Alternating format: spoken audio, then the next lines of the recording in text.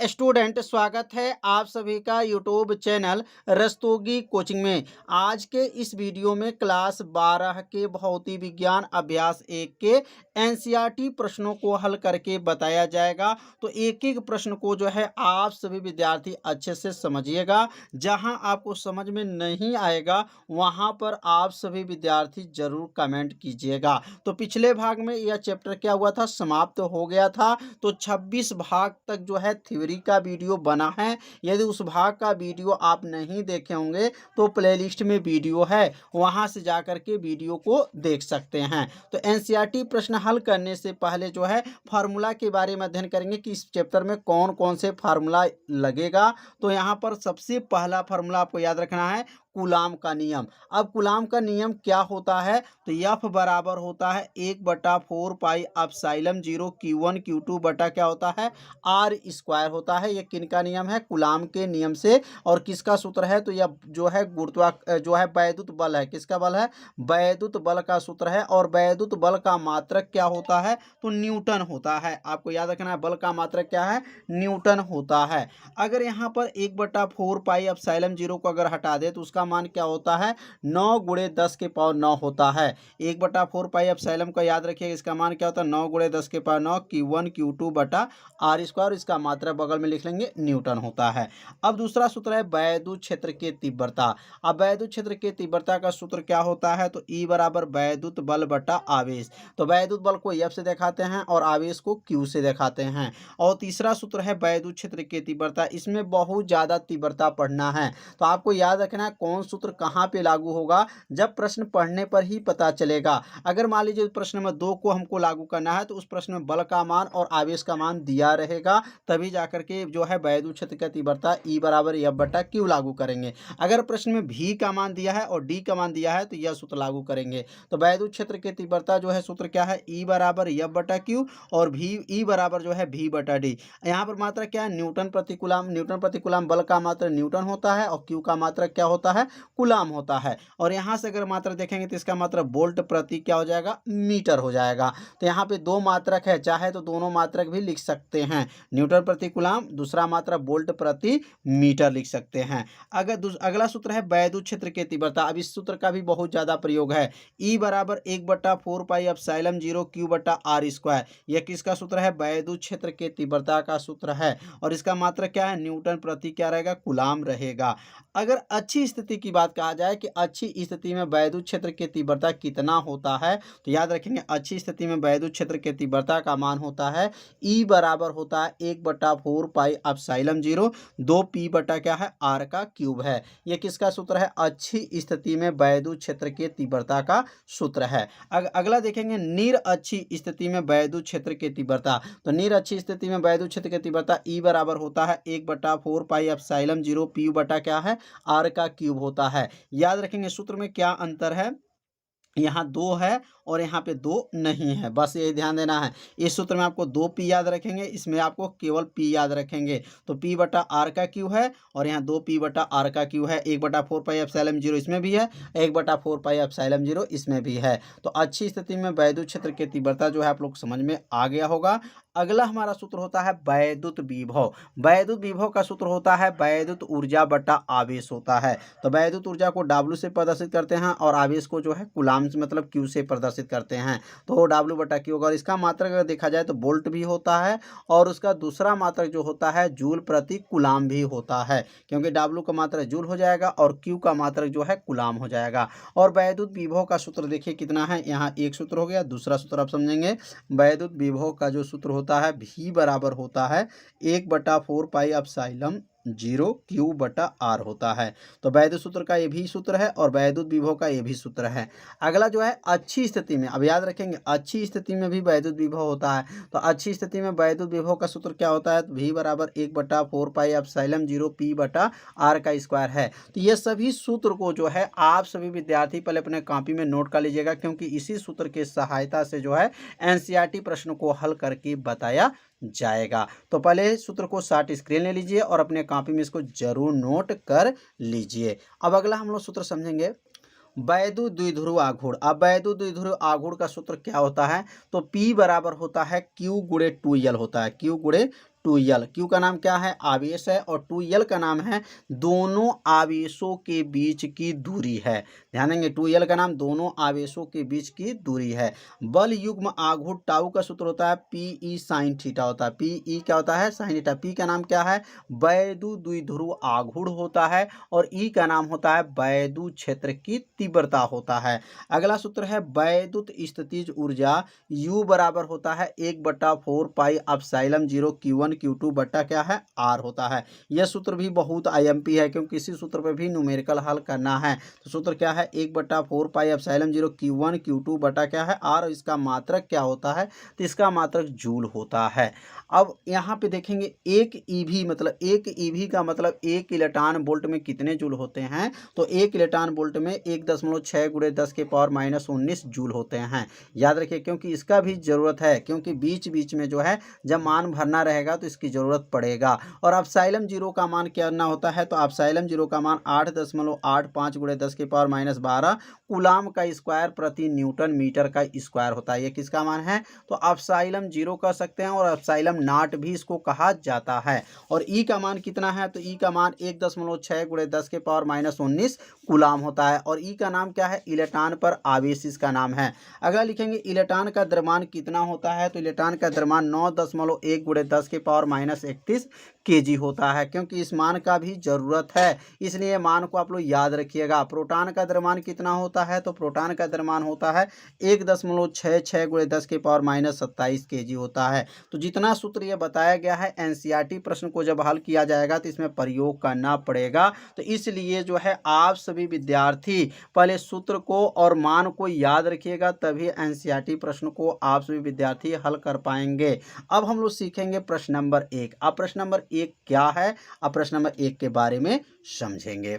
अब प्रश्न नंबर 1 को अच्छे से पढ़ा जाएगा और देखा जाएगा इसमें कौन सा सूत्र जो है लागू हो रहा है। तो यहाँ पे प्रश्न में पढ़ने से ही पता चलेगा क्या क्या मान दिया है और क्या पूछा जा रहा है। तो प्रश्न है y में एक दूसरे से 30 सेमी की दूरी पर, अब ध्यान देंगे यहाँ पर 30 सेमी की दूरी पर दो छोटे आवेशित गोलों पर, तो यहाँ पर जो दूरी दिया गया है वह 30 सेंटीमीटर दिया गया है। तो यहाँ पर लिखेंगे पहले हल, और हल लिखने के बाद से पहला मान नोट करेंगे कि r का मान इसमें दिया गया है, r बराबर जो है 30 सेमी दिया गया है।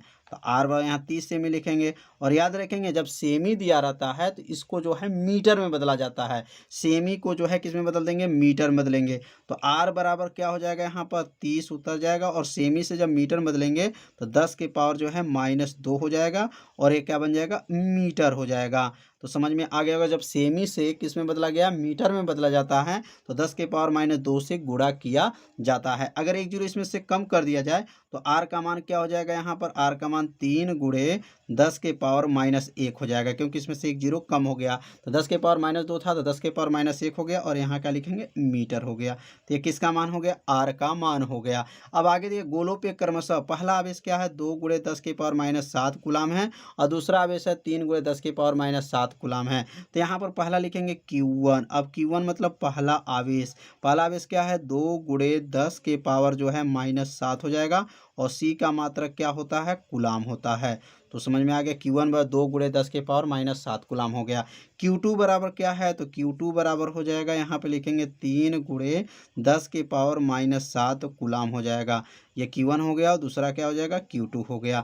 अब ये कितना बल लग रहा है? बल पूछ रहा है, तो F बराबर जो है प्रश्नवाचक हो गया। अब बल का मान इसमें सोचेंगे कौन सा सूत्र लागू किया जाएगा, तो यहाँ पर Q1 है, Q2 है, R है। तो कूलाम का नियम आप सभी विद्यार्थी पढ़े हैं, पहला सूत्र बताया गया है कूलाम का नियम। अब यहाँ पे लिखेंगे F का सूत्र होता है, तो लिख लेंगे यहाँ पर वी नो डैट, हम जानते हैं, आज ही बताया गया है। क्या पढ़े हैं हम लोग? F बराबर होता है, F बराबर जो है 1/4 पाई एप्सिलॉन 0 होता है, और क्या होता है यहाँ पर? Q1 होता है, और क्या होता है? Q2 होता है, बटा R का स्क्वायर होता है। मतलब ये किसका सूत्र है? तो यह वैद्युत बल का जो है सूत्र है। अब इसमें मान रख लेंगे, तो F बराबर 1/4 पाई एप्सिलॉन 0 का मान क्या है? तो 3 × 10 के पावर जो है यहाँ पे 9 गुणे, ध्यान देंगे 9 × 10 के पावर जो है 9 है। ये किसका मान है? 1/4 पाई एप्सिलॉन 0 का मान है 9 × 10 के पावर 9।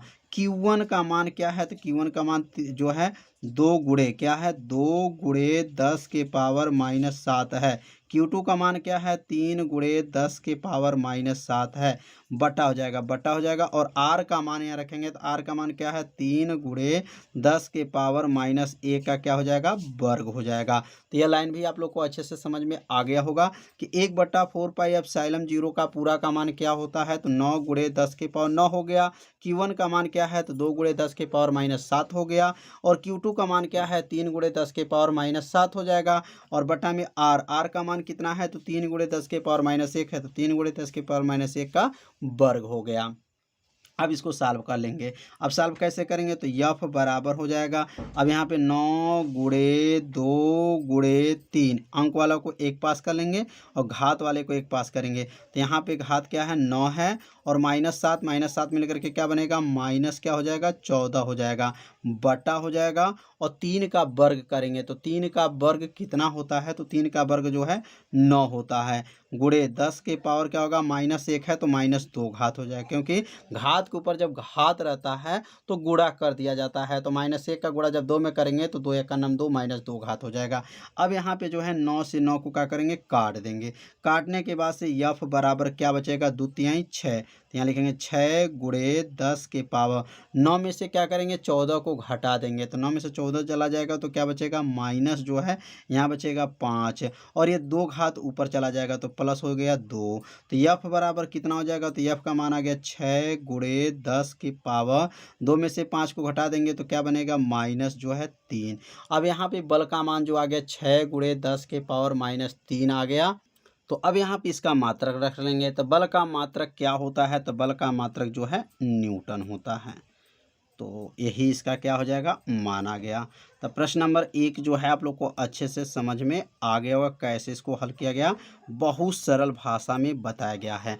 मान भरना और मान भर करके काटना जो है सीखना है, कैसे इसको हल किया गया है। तो 0.4 माइक्रो कूलाम आवेश के किसी छोटे गोले पर किसी अन्य छोटे आवेशित गोले के कारण y में 0.2 न्यूटन बल लगता है। यदि दूसरे गोले पर 0.8 माइक्रो कूलाम आवेश हो तो पहला क्वेश्चन दिया गया, दोनों गोले के बीच कितनी दूरी है, दूसरे गोले पर पहले गोले के कारण कितना बल लगता है। तो यहाँ पर 2 प्रश्न दिया गया है, दोनों प्रश्न को बारी बारी से हल किया जाएगा। तो यहाँ पर पहला लिखेंगे, यहाँ पर हल लिख लेंगे और हल लिखने के बाद से जो है पहला आवेश कितना दिया गया है, तो यहाँ लिखेंगे Q1 बराबर दिया गया है 0.4 माइक्रो कूलाम है। अब यहाँ लिखेंगे Q1 बराबर हो जाएगा 0.4 माइक्रोन में होता है 10 के पावर -6 घात होता है और यहाँ का लिख लेंगे कूलाम हो गया। अब यहाँ पे जो है इसका दशमलव अगर हटा दिया जाए तो यह बन जाएगा Q1 बराबर हो जाएगा, अब यहाँ लिखेंगे 0.4 था तो अब हो जाएगा 4 गुणे 10 के पावर -1 हो जाएगा और यहाँ पर जो है गुणे 10 के पावर -6। तो -6 -1 मिलकर के क्या बनेगा, Q1 बराबर हो जाएगा 4 गुणे 10 के पावर -1 -6 मिलकर के -7 और यहाँ क्या लिखेंगे, कूलाम हो गया। मतलब दशमलव को भी हटा दिया गया। अब यहाँ लिखेंगे Q2 बराबर कितना है, 0.8 माइक्रो कूलाम है। अब यहाँ लिखेंगे Q2 बराबर हो जाएगा 0.8 माइक्रोन है तो 10 के पावर -6 से गुणा कर लेंगे, माइक्रोन हट जाएगा, अब हो गया कूलाम।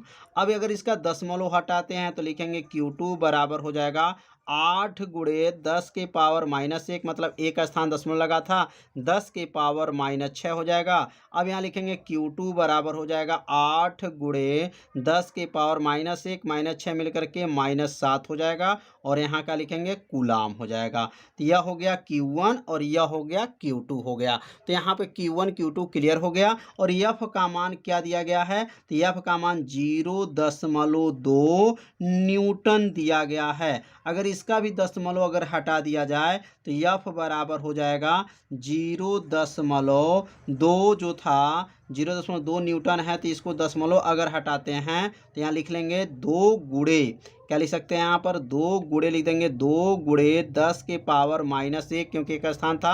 ये अब यहाँ लिख लेंगे बल का मात्रक क्या है न्यूटन है। मतलब दशमलव को हटा दिया गया है। अब दशमलव इसलिए हटाया जा रहा है क्योंकि आपको गुणा करने में क्या होगा आसानी हो जाएगा। अब यहाँ पर r बराबर लिखेंगे r बराबर जो है प्रश्नवाचक है क्योंकि इसमें दूरी r बराबर पूछा जा रहा है तो r बराबर क्या कर लेंगे प्रश्नवाचक हो जाएगा। और यहाँ लिखेंगे हम पहला क्वेश्चन अभी हल किया जा रहा है। अब जो है कूलाम का नियम आप सभी विद्यार्थी जानते होंगे। कूलाम का नियम पढ़े होंगे कूलाम का नियम। तो कूलाम का नियम क्या है एफ का जो है सूत्र क्या बना है आप सभी विद्यार्थी थ्योरी में बताया गया था तो आप लोग जानते होंगे। तो एफ बराबर होता है एफ बराबर 1/4 पाई एप्सिलॉन 0 होता है और यहाँ का हो जाएगा Q1 होगा Q2 हो जाएगा बटा आर स्क्वायर हो जाएगा। ये किन के नियम से है तो कूलाम के नियम से है। अगर इसका मान आप लोग जानते होंगे 1/4 पाई एप्सिलॉन 0 अगर नहीं जानते तो याद रखिएगा 1/4 पाई एप्सिलॉन 0 का मान होता है एफ बराबर लिखेंगे 9 गुणे 10 के पावर 9 होता है और यहाँ लिखेंगे Q1 और यह हो जाएगा Q2 बटा हो जाएगा आर का स्क्वायर हो जाएगा। अब यहाँ पे जो है एफ का मान को रख लेंगे या यहाँ पे आर स्क्वायर को यहाँ भेज देंगे एफ को नीचे भेज देंगे तो क्या बनेगा आर स्क्वायर बराबर हो जाएगा 9 गुणे 10 के पावर 9 और यहाँ लिखेंगे Q1 Q2 और बटा में क्या हो जाएगा बटा में नीचे चला आया एफ है। मतलब आर स्क्वायर को ये नीचे था तो ऊपर भेज दिए और एफ ऊपर था तो इसको नीचे भेज दिए। अब यहाँ पे जो है आर स्क्वायर बराबर अब यहाँ मान रखेंगे तो 9 गुणे 10 के पावर 9 ये उतर जाएगा गुणे Q1 कितना है तो Q1 देख लीजिए कितना है 4 गुणे 10 के पावर -7 है और Q2 कितना है 8 गुणे 10 के पावर -7 है। अब यहाँ Q1 का मान रख लेंगे कितना 4 गुणे 10 के पावर -7 और Q2 का मान क्या रखेंगे 8 गुणे 10 के पावर -7 बटा हो जाएगा और एफ का मान क्या है 2 गुणे 10 के पावर जो है -1 हो गया। तो यह 9 गुणे 10 के पावर 9 यहाँ से उतर गया और यह Q1 का मान हो गया और यह Q2 का मान हो गया। अब क्या होगा ये 2 से 8 को काट दीजिए 2 से 8 कट जाएगा कितने बार में 4 बार में और ये -1 घात ऊपर चला जाएगा। तो अब लिखेंगे यहाँ पर आर स्क्वायर बराबर हो जाएगा। अब यहाँ पे अंक को पहले लिखेंगे 9 गुणे 4 गुणे 10 के पावर -7 मिल करके क्या हो गया -14 यह हो गया 9 तो 9 और यहाँ पे क्या लिखेंगे -14 घात और ये -1 ऊपर चला गया इसलिए +1 घात हो जाएगा बटा नीचे क्या हो गया खत्म हो गया आर स्क्वायर बराबर हो जाएगा। अब यहाँ गुणा करेंगे तो 9 चौको 36 में जो है 4 का गुणा कर लेंगे तो 144 हो जाएगा। तो 144 गुणे 10 के पावर 9 घात और 1 + 10 घात है 10 में से 14 घटा देंगे तो यह हो गया -4 घात हो जाएगा। अगर ये स्क्वायर हटाते हैं तो इसके ऊपर जो है वर्गमूल लग जाएगा। वर्गमूल मतलब करनी लग जाएगा तो करनी में क्या हो जाएगा 144 गुणे 10 के पावर -2 हो जाएगा माइनस जो है क्या है 4 है -4 हो जाएगा। अब इसका वर्गमूल जो है क्या करेंगे निकालेंगे तो वर्गमूल कैसे निकलेगा 144 किसका होता है तो 144 का वर्गमूल जो है 12 होता है और ये -4 घात है तो इसलिए 10 के पावर -2 घात हो जाएगा और ये आ गया आंसर मीटर में। तो 12 गुणे 10 के पावर -2 मीटर है। अगर 10 के पावर -2 घात को भी हटा दें तो आर का मान क्या मान लेंगे आर बराबर हो जाएगा 12 सेमी हो जाएगा। क्या हो जाएगा 12 सेमी हो गया। यही क्या हो जाएगा आंसर। इसका 2 आंसर हो सकता है या 12 गुणे 10 के पावर -2 मीटर भी लिख सकते हैं या 12 जो है क्या लिख सकते हैं सेमी क्योंकि 10 के पावर -2 को हटाएंगे तो ये मीटर में है तो क्या बन जाएगा सेमी में बन जाएगा। तो उम्मीद करते हैं पहला इसका जो है प्रश्न आप लोग को अच्छे से समझ में आ गया होगा।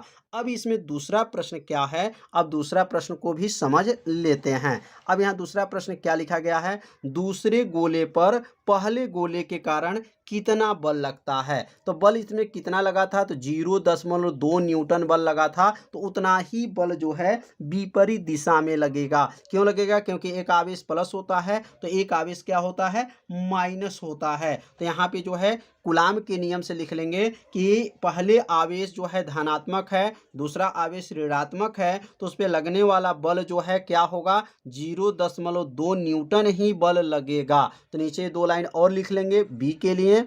तो अब यहाँ बी लिख लेंगे और बी में क्या लिखेंगे, बी में क्या पूछा गया था, तो लिखेंगे Q2, लिखेंगे Q2 पर माइनस Q1 के कारण बल पूछा जा रहा है, के कारण बल पूछा जा रहा है। तो यहाँ पे बल बराबर क्या हो गया, प्रश्नवाचक हो जाएगा। तो अब यहाँ कूलाम के अगर नियम से देखा जाए तो लिख लेंगे यहाँ पर कूलाम के नियम से, कूलाम के नियम से। तो कूलाम के नियम से अगर जो है पहला बल दूसरे बल पे बल लग रहा है तो उतना ही बल लगेगा, लेकिन क्या है, विपरीत लगेगा। तो लिखेंगे एक आवेश, कूलाम के नियम से लिखेंगे एक आवेश पर दूसरे आवेश, एक आवेश पर दूसरे आवेश के कारण, दूसरे आवेश के कारण दूसरे आवेश, ध्यान दीजिएगा, अभी एक आवेश पर दूसरे आवेश के कारण, अब इसका उल्टा लिखेंगे दूसरे आवेश पर पहले आवेश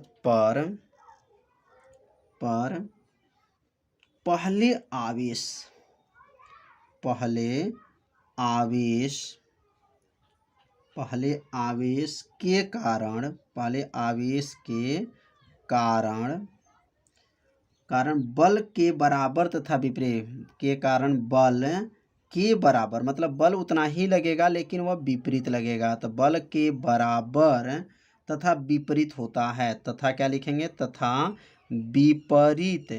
क्या लिखेंगे, विपरीत होता है। समझ में आ गया होगा। जैसे कूलाम के नियम से क्या है, एक आवेश दूसरे आवेश के कारण या दूसरे आवेश पर पहले आवेश के कारण बल के बराबर तथा विपरीत होता है। मतलब जो बल लगता है वह बराबर ही लगता है, लेकिन वह क्या लगता है, मतलब उसकी दिशा क्या होती है, विपरीत होती है। तो यहाँ लिख लेंगे अतः, अब यहाँ लिखेंगे अतः Q1 पर क्या लिखेंगे, अतः Q2 पर Q1 के कारण बल कितना लगेगा, तो बल जितना लगा था उतना ही बल लगेगा, कारण बल 0.2 न्यूटन ही होगा। तो उम्मीद करते हैं ये आप लोग को प्रश्न जो है अच्छे से समझ में आ गया होगा। तो इसका मतलब जैसे पहला क्वेश्चन में आर का मान पूछा गया था और दूसरा क्वेश्चन में बल का मान पूछा गया था और बल इसमें दे दिया गया था 0.2 न्यूटन, तो वही बल लगेगा लेकिन वह विपरीत दिशा में लगेगा। तो आज जो है जांच द्वारा सुनिश्चित कीजिए कि KE²/G बीमाहीन है। भौतिक नियतांकों के सारणी को देखकर इस अनुपात का मान ज्ञात कीजिए और यह अनुपात क्या बताता है। तो इसमें 3 प्रश्न हैं, तो बारी बारी से हल करके बताया जाएगा। तो यहाँ पर इसका जो है आपको सिद्ध करके बताना है कि यह बीमाहीन है, मतलब यह बीमाहीन का मतलब इसका बीमा नहीं होता है। तो अगर मात्रक इसका नहीं होगा तो बीमा भी नहीं होगा। तो यहाँ पर के का, ई का, जी का, यमई का, यमपी का, ये सबका जो है मात्रक रख करके चेक करेंगे क्या इसका मात्रक है कि नहीं है। तो अब के का नाम क्या है, तो के का नाम जो है यहाँ पर जो है कूलाम नियतांक इसको कहा जाता है। तो कूलाम बल का सूत्र होता है F बराबर के Q1 Q2/r² होता है। अब इस सूत्र के सहायता से के का जो है मात्रक ज्ञात करेंगे। जब के का जो है मात्रक निकल जाएगा उसके बाद जो है जी का मात्रक निकाला जाएगा, और जब जी का मात्रक निकल जाएगा तो यमई का, यमपी का और ई का मात्रक रख करके यहाँ पे चेक किया जाएगा क्या यह इसका मात्रकहीन है कि नहीं है। तो कूलाम बल से जो है F बराबर के Q1 Q2/r² है। अब यहाँ पर F का गुणा जो है अगर r² में कर दें तो क्या बनेगा, F r² हो हो जाएगा और यहाँ पे क्या है के Q1 Q2 है, तो यहाँ लिखेंगे के Q1 Q2 बराबर एफ आर का स्क्वायर हो जाएगा।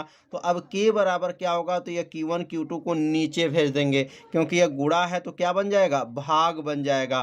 तो एफ आर स्क्वायर बटा Q1 Q2 हो गया। अब यहाँ लिखेंगे के का मात्रक। अब के का मात्रक क्या बनेगा, तो एफ का मात्रक क्या होता है, तो एफ का मात्रक न्यूटन होता है और आर का नाम क्या है, दूरी है, तो दूरी का मात्रक क्या होता है, मीटर स्क्वायर होता है। और Q1 का मतलब आवेश है, तो ये पहला आवेश है तो आवेश का मात्रक क्या होता है, कूलाम होता है। और Q2 मतलब वह जो है दूसरा आवेश है, तो इसका भी मात्रक क्या रहेगा, कूलाम रहेगा। अब कूलाम में कूलाम का गुणा करेंगे तो क्या बनेगा, कूलाम का स्क्वायर हो जाएगा। तो यहाँ पर लिख लेंगे अब न्यूटन मीटर का स्क्वायर प्रति कूलाम का स्क्वायर हो गया। यह किसका मात्रक निकल गया, तो यह के का मात्रक निकल गया। अब के का मात्रक निकलने के बाद से जो है अब जी का मात्रक निकालेंगे तो गुरुत्वाकर्षण बल जो है कक्षा 11 में आप सभी विद्यार्थी पढ़े होंगे। एफ बराबर होता है जी m1 m2 बटा आर स्क्वायर और जी का नाम क्या है, तो गुरुत्वाकर्षण नियतांक है और m1 का नाम क्या है, पहला द्रव्यमान है और m2 का नाम जो है दूसरा द्रव्यमान है और r का नाम है दोनों द्रव्यमानों के बीच की दूरी है। अब यहाँ पर भी एफ का गुणा किस में करेंगे, आर स्क्वायर में करेंगे। तो एफ में आर स्क्वायर का गुणा होगा तो क्या बनेगा, एफ आर का स्क्वायर हो जाएगा। और यहाँ ऊपर वाला जो है जी m1 m2 को यहाँ नोट कर लेंगे तो जी m1 m2 बराबर क्या बनेगा, एफ आर का स्क्वायर होगा। तो जी बराबर क्या हो जाएगा, तो m1 m2 को क्या करेंगे, नीचे भेज देंगे। अब यहाँ पे जब नीचे चला जाएगा तो जी का मात्रक, अब जी का मात्रक क्या होगा, तो यहाँ एफ का मात्रक क्या है, तो एफ का मतलब बल है और बल का मात्रक क्या होता है, न्यूटन होता है। और यह आर का नाम है दूरी है, तो दूरी का मात्रक क्या होता है, मीटर स्क्वायर हो जाएगा क्योंकि स्क्वायर है तो स्क्वायर कर लेंगे। m1 का नाम क्या है, द्रव्यमान है, तो द्रव्यमान का मात्रक क्या होता है, किलोग्राम होता है।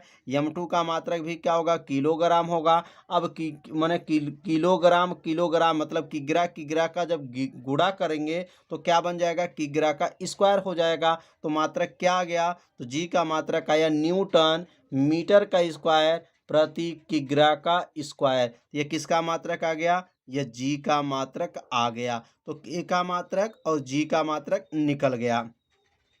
अब यहाँ पर लिखेंगे चूंकि के ई स्क्वायर बटा जी m का मात्रक निकाल के चेक करेंगे क्या इसका मात्रक होता है कि नहीं होता है। तो के ई स्क्वायर बटा जी m का मात्रक, अब यहाँ के का जो मात्रक ऊपर निकाले हैं वही मात्रक यहाँ पे रख लेंगे। तो के का मात्रक क्या निकाले हैं एक बार और देख लीजिए। के का मात्रक है न्यूटन मीटर स्क्वायर बटा क्या है, कूलाम का स्क्वायर है। अब यहाँ के जगह पे उसका मात्रक को रख लेंगे, न्यूटन मीटर स्क्वायर बटा कूलाम का स्क्वायर हो गया। और ई का नाम क्या है, ई का नाम है इलेक्ट्रॉन पर आवेश। तो इलेक्ट्रॉन पर आवेश का मात्रक क्या होता है, जब आवेश है तो इसका मात्रक क्या होगा, कूलाम हो जाएगा। तो यहाँ पर ई के जगह पे लिखेंगे कूलाम और यहाँ पे 2 घात है तो 2 घात कर लेंगे। तो यह जो मात्रक लिखे हैं यह के का मात्रक है और यह जो मात्रक है यह ई का मात्रक है। अब जी का मात्रक यहाँ पे निकला है न्यूटन मीटर स्क्वायर बटा किग्रा स्क्वायर। अब यहाँ पे क्या लिखेंगे, न्यूटन मीटर स्क्वायर बटा किग्रा स्क्वायर हो गया। और यमई का मतलब द्रव्यमान है, मतलब इलेक्ट्रॉन का जो है द्रव्यमान है, यह प्रोटॉन का द्रव्यमान है। तो इलेक्ट्रॉन का द्रव्यमान क्या होगा, किग्रा ही होगा और प्रोटॉन का भी द्रव्यमान क्या होगा, किग्रा ही होगा। अब यहाँ पे देखेंगे कूलाम स्क्वायर, यहाँ देखिए कूलाम स्क्वायर 2 गो है, यहाँ कूलाम स्क्वायर कट गया। अब यहाँ किग्रा देखिए 2 गो किग्रा है, किग्रा स्क्वायर से कट गया। और न्यूटन मीटर स्क्वायर ऊपर है, न्यूटन मीटर स्क्वायर से सब कट गया। कटने के बाद से कुछ नहीं बचा। आज जब कुछ नहीं बचा तो क्या लिखेंगे, कोई मात्रक नहीं है, मतलब सब कट गया। किग्रा स्क्वायर से किग्रा स्क्वायर, कूलाम स्क्वायर से coulomb square, newton metre square से न्यूटन मीटर स्क्वायर जो है कट गया। कटने के बाद से कोई मात्रक नहीं बचा तो क्या लिखेंगे, कोई मात्रक नहीं, मतलब इसका कोई मात्रक होता ही नहीं। जब इसका कोई मात्रक होगा ही नहीं, जब मात्रक नहीं होगा तो उसका बीमा भी नहीं होगा। तो लिख लेंगे इसलिए के ई स्क्वायर बटा जी m कोई बीमा नहीं है, मतलब इसमें कोई बीमा नहीं है, अर्थात बीमाहीन राशि है। मतलब जब मात्रक ही नहीं होगा तो उसका बीमा भी नहीं होगा, तो इसलिए कोई बीमा नहीं अर्थात बीमाहीन राशि है। तो सिद्ध हो गया। तो जो है यह जो मात्रक निकाला जा रहा है और इस जो बीमा निकाला जा रहा है, आप लोग को अच्छे से अगर समझ में आ गया होगा तो इसे अपने कॉपी में क्या कीजिएगा, जरूर नोट कर लीजिएगा, जिससे आपको जो है एक नोट्स भी बनता रहेगा। अब जो है इसमें जो है दूसरा प्रश्न क्या है, तो दूसरा प्रश्न दिया गया है कि के ई स्क्वायर बटा G M I M P का जो मान है यह नियतांक सारणी को दे करके अनुपात ज्ञात करना है। मतलब इसमें मान रख करके के का मान, ई का मान, जी का मान, एम आई का ना और एम पी का मान इसमें रख करके हल करके मान निकालना है कि इसका मान क्या आएगा। तो सबका मान को भरा जाएगा और भरने के बाद से जो है हल किया जाएगा और हल करने पे जो मान आएगा वही क्या हो जाएगा, आंसर हो जाएगा। तो के का मान क्या होता है, ई का मान क्या होता है, जी का मान क्या होता है, एमई का मान क्या होता है और एमपी का मान क्या होता है, तो आप सभी विद्यार्थी जानते होंगे। अगर नहीं जानते हैं तो मान को आप लोग याद जरूर रखिएगा। तो के का मान क्या होता है, 9 गुणे 10 के पावर 9। ध्यान देंगे के का मान क्या है, 9 गुणे 10 के पावर 9 न्यूटन मीटर स्क्वायर प्रति केजी का स्क्वायर होता है। ई का मान है 1.6 गुणे 10 के पावर -19 गुलाम। ई का नाम क्या है, इलेक्ट्रॉन पर आवेश इसको कहा जाता है और इसका मान क्या होता है, तो 1.6 गुणे 10 के पावर -19 गुलाम होता है। जी का मान क्या होता है, 6.67 गुणे 10 के पावर -11 न्यूटन मीटर का स्क्वायर प्रति केजी का स्क्वायर होता है। एमई का मतलब इलेक्ट्रॉन पर द्रव्यमान, इलेक्ट्रॉन का द्रव्यमान कितना होता है, 9.1 गुणे 10 के पावर -31 केजी होता है। एमपी मतलब जो है प्रोटॉन का द्रव्यमान, तो प्रोटॉन का द्रव्यमान कितना होता है, 1.67 गुणे 10 के पावर -27 केजी होता है। तो ये सबका मान आपको याद रखना पड़ेगा। अब ये सभी मान जो है इसमें रख लेंगे। के का मान जो है कितना है, तो के का मान 9 गुणे 10 के पावर 9, तो 9 गुणे 10 के पावर 9 हो गया। ई का मान क्या है, तो 1.6 गुणे 10 के पावर -19 और यहाँ 2 घात है इसलिए इसके ऊपर क्या करेंगे, 2 घात लगा देंगे। जी का मान क्या है, 6.67 गुणे 10 के पावर -11। जी का नाम क्या है, गुरुत्वाकर्षण नियतांक इसको कहा जाता है। एमई का मतलब इलेक्ट्रॉन पर द्रव्यमान कितना होता है, 9.1 गुणे 10 के पावर -31 केजी होता है। और एमपी मतलब प्रोटॉन का द्रव्यमान होता है 1.67 गुणे 10 के पावर -27 होता है। अब यहाँ पे जो है कि इसको कैसे हल करेंगे, तो यहाँ पर सबसे पहले जो है पहले 9 को यहाँ पे नोट कर लेंगे और 1.6 कितना बार है, तो 2 बार है इसलिए इसको 2 बार लिखेंगे। 1.6 और 1.6 2 घात है इसलिए 2 बार लिख लेंगे। 10 के पावर 9 को यहाँ नोट कर लेंगे और 10 के पावर -19 के पावर कितना है, 2 है, तो इसलिए इसको 2 बार लिखेंगे। 10 के पावर -19, 10 के पावर -19। 1.6 2 बार क्यों लिखेंगे, क्योंकि 2 घात है इसलिए इसको 2 बार लिख लेंगे। 10 के पावर -19 जो है 2 बार है तो इसलिए इसको 2 बार लिख लेंगे। नीचे क्या है, 6.67 है, 9.1 है, 1.67 है और घात वाले जो है 10 के पावर वाला को एक पास किए हैं। 10 के पावर -11, 10 के पावर -31, 10 के पावर -27। तो समझ में आ गया होगा। अब जो है इसका दशमलव देखेंगे, यहाँ दशमलव कितने स्थान है, एक स्थान इसमें है और एक स्थान इसमें है, तो टोटल इसमें ऊपर देखेंगे अंश में 2 स्थान ऊपर है और नीचे यहाँ देख लीजिए ध्यान से, यहाँ पर भी देखिए 2 स्थान दशमलव है। मतलब इसका दशमलव हटा देंगे, मतलब ये 2 स्थान, इसका 2 स्थान दशमलव को क्या करेंगे, हटा देंगे। तो क्या उतरेगा, यहाँ पर 9 को नोट कर लेंगे। अब यह 16 हो जाएगा और यह 16 हो जाएगा और 10 के पावर 9 और -19 मिल करके माइनस क्या होगा, 38 हो जाएगा। तो 9 माइनस क्या कर लेंगे, 38 हो जाएगा और इसका दशमलव हट जाएगा, 667 हो जाएगा। 9.1 हो जाएगा, 1.67 होगा, -11 -31 और माइनस जो है 27 जो है, इस सबको क्या करेंगे, मिला लेंगे। तो मिलाने पर कितना बनेगा, 69 हो जाएगा। तो -69 को ऊपर कर लेंगे तो क्या बन जाएगा, या +69 यह हो जाएगा। नीचे से जो है ऊपर चला जाएगा। तो यहाँ पे अब क्या लिखेंगे, 9 का गुणा 16 में और 16 का गुणा 16 में करेंगे तो इसका गुणा करने पर आएगा 2304 आ जाएगा। इसका गुणा करके चेक कर लीजिएगा, 2304 आएगा। 10 के पावर 9 में से 38 जाएगा तो -29 हो जाएगा और यह जो घात जो है नीचे वाला था वो कहाँ चला गया, ऊपर चला गया।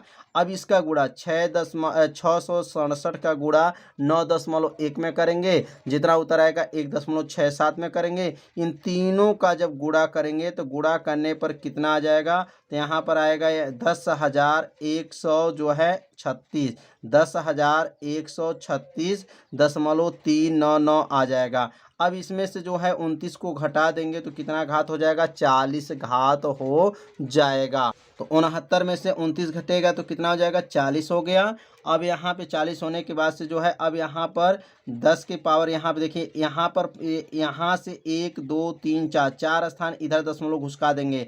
जब 4 स्थान दशमलव इधर घुसकेगा तो क्या हो जाएगा, 10 के पावर 4, या माइनस नहीं, ध्यान दीजिएगा क्या है, 4 घात जो है प्लस में होगा, क्योंकि इधर दशमलव घुसकेगा तो यह प्लस में होगा, याद रखेंगे। अब ये +4 घात जो देख रहे हैं ये इसको हम लोग ऊपर भेज देंगे, तो प्लस जो 4 घात दिखाई दे रहा है नीचे वाला, तो ये ऊपर जब जाएगा तो क्या बनेगा, -4 घात हो जाएगा। तो अब क्या बनेगा यहाँ पर 2304 × 10 के पावर 40 -4 हो जाएगा। और यह 1.0 पॉइंट है, मतलब 1.01 है, तो इसका मतलब लगभग इसको क्या मान लेंगे, 1 मान लेंगे। और 1 से जब भाग करेंगे तो कितना आएगा, 2304 हो जाएगा। और 40 में से 4 को घटा देंगे तो 40 में से 4 घट जाएगा तो क्या बनेगा, 36 घात हो जाएगा। अब यहाँ पे इसको मानक बना लेंगे, मतलब 0.3 स्थान लगा लेंगे, 2.304 × 10 के पावर, अब 36 है तो 3 घात और बढ़ जाएगा तो क्या बनेगा, 39 हो जाएगा। तो अब इसका मान टोटल, इस नियतांक का मान क्या आ गया, 2.304 × 10 के पावर 39 घात आ गया। तो इसमें 3 प्रश्न थे। पहला प्रश्न का मान जो निकालना था, बीमाहीन सिद्ध करना था कि यह मतलब इसका बीमा नहीं होता है। आज जब बीमा सिद्ध हो गया तो इसका मान निकालना था, तो मान निकालने पर कितना माना गया, 2.304 × 10 के पावर 39 है।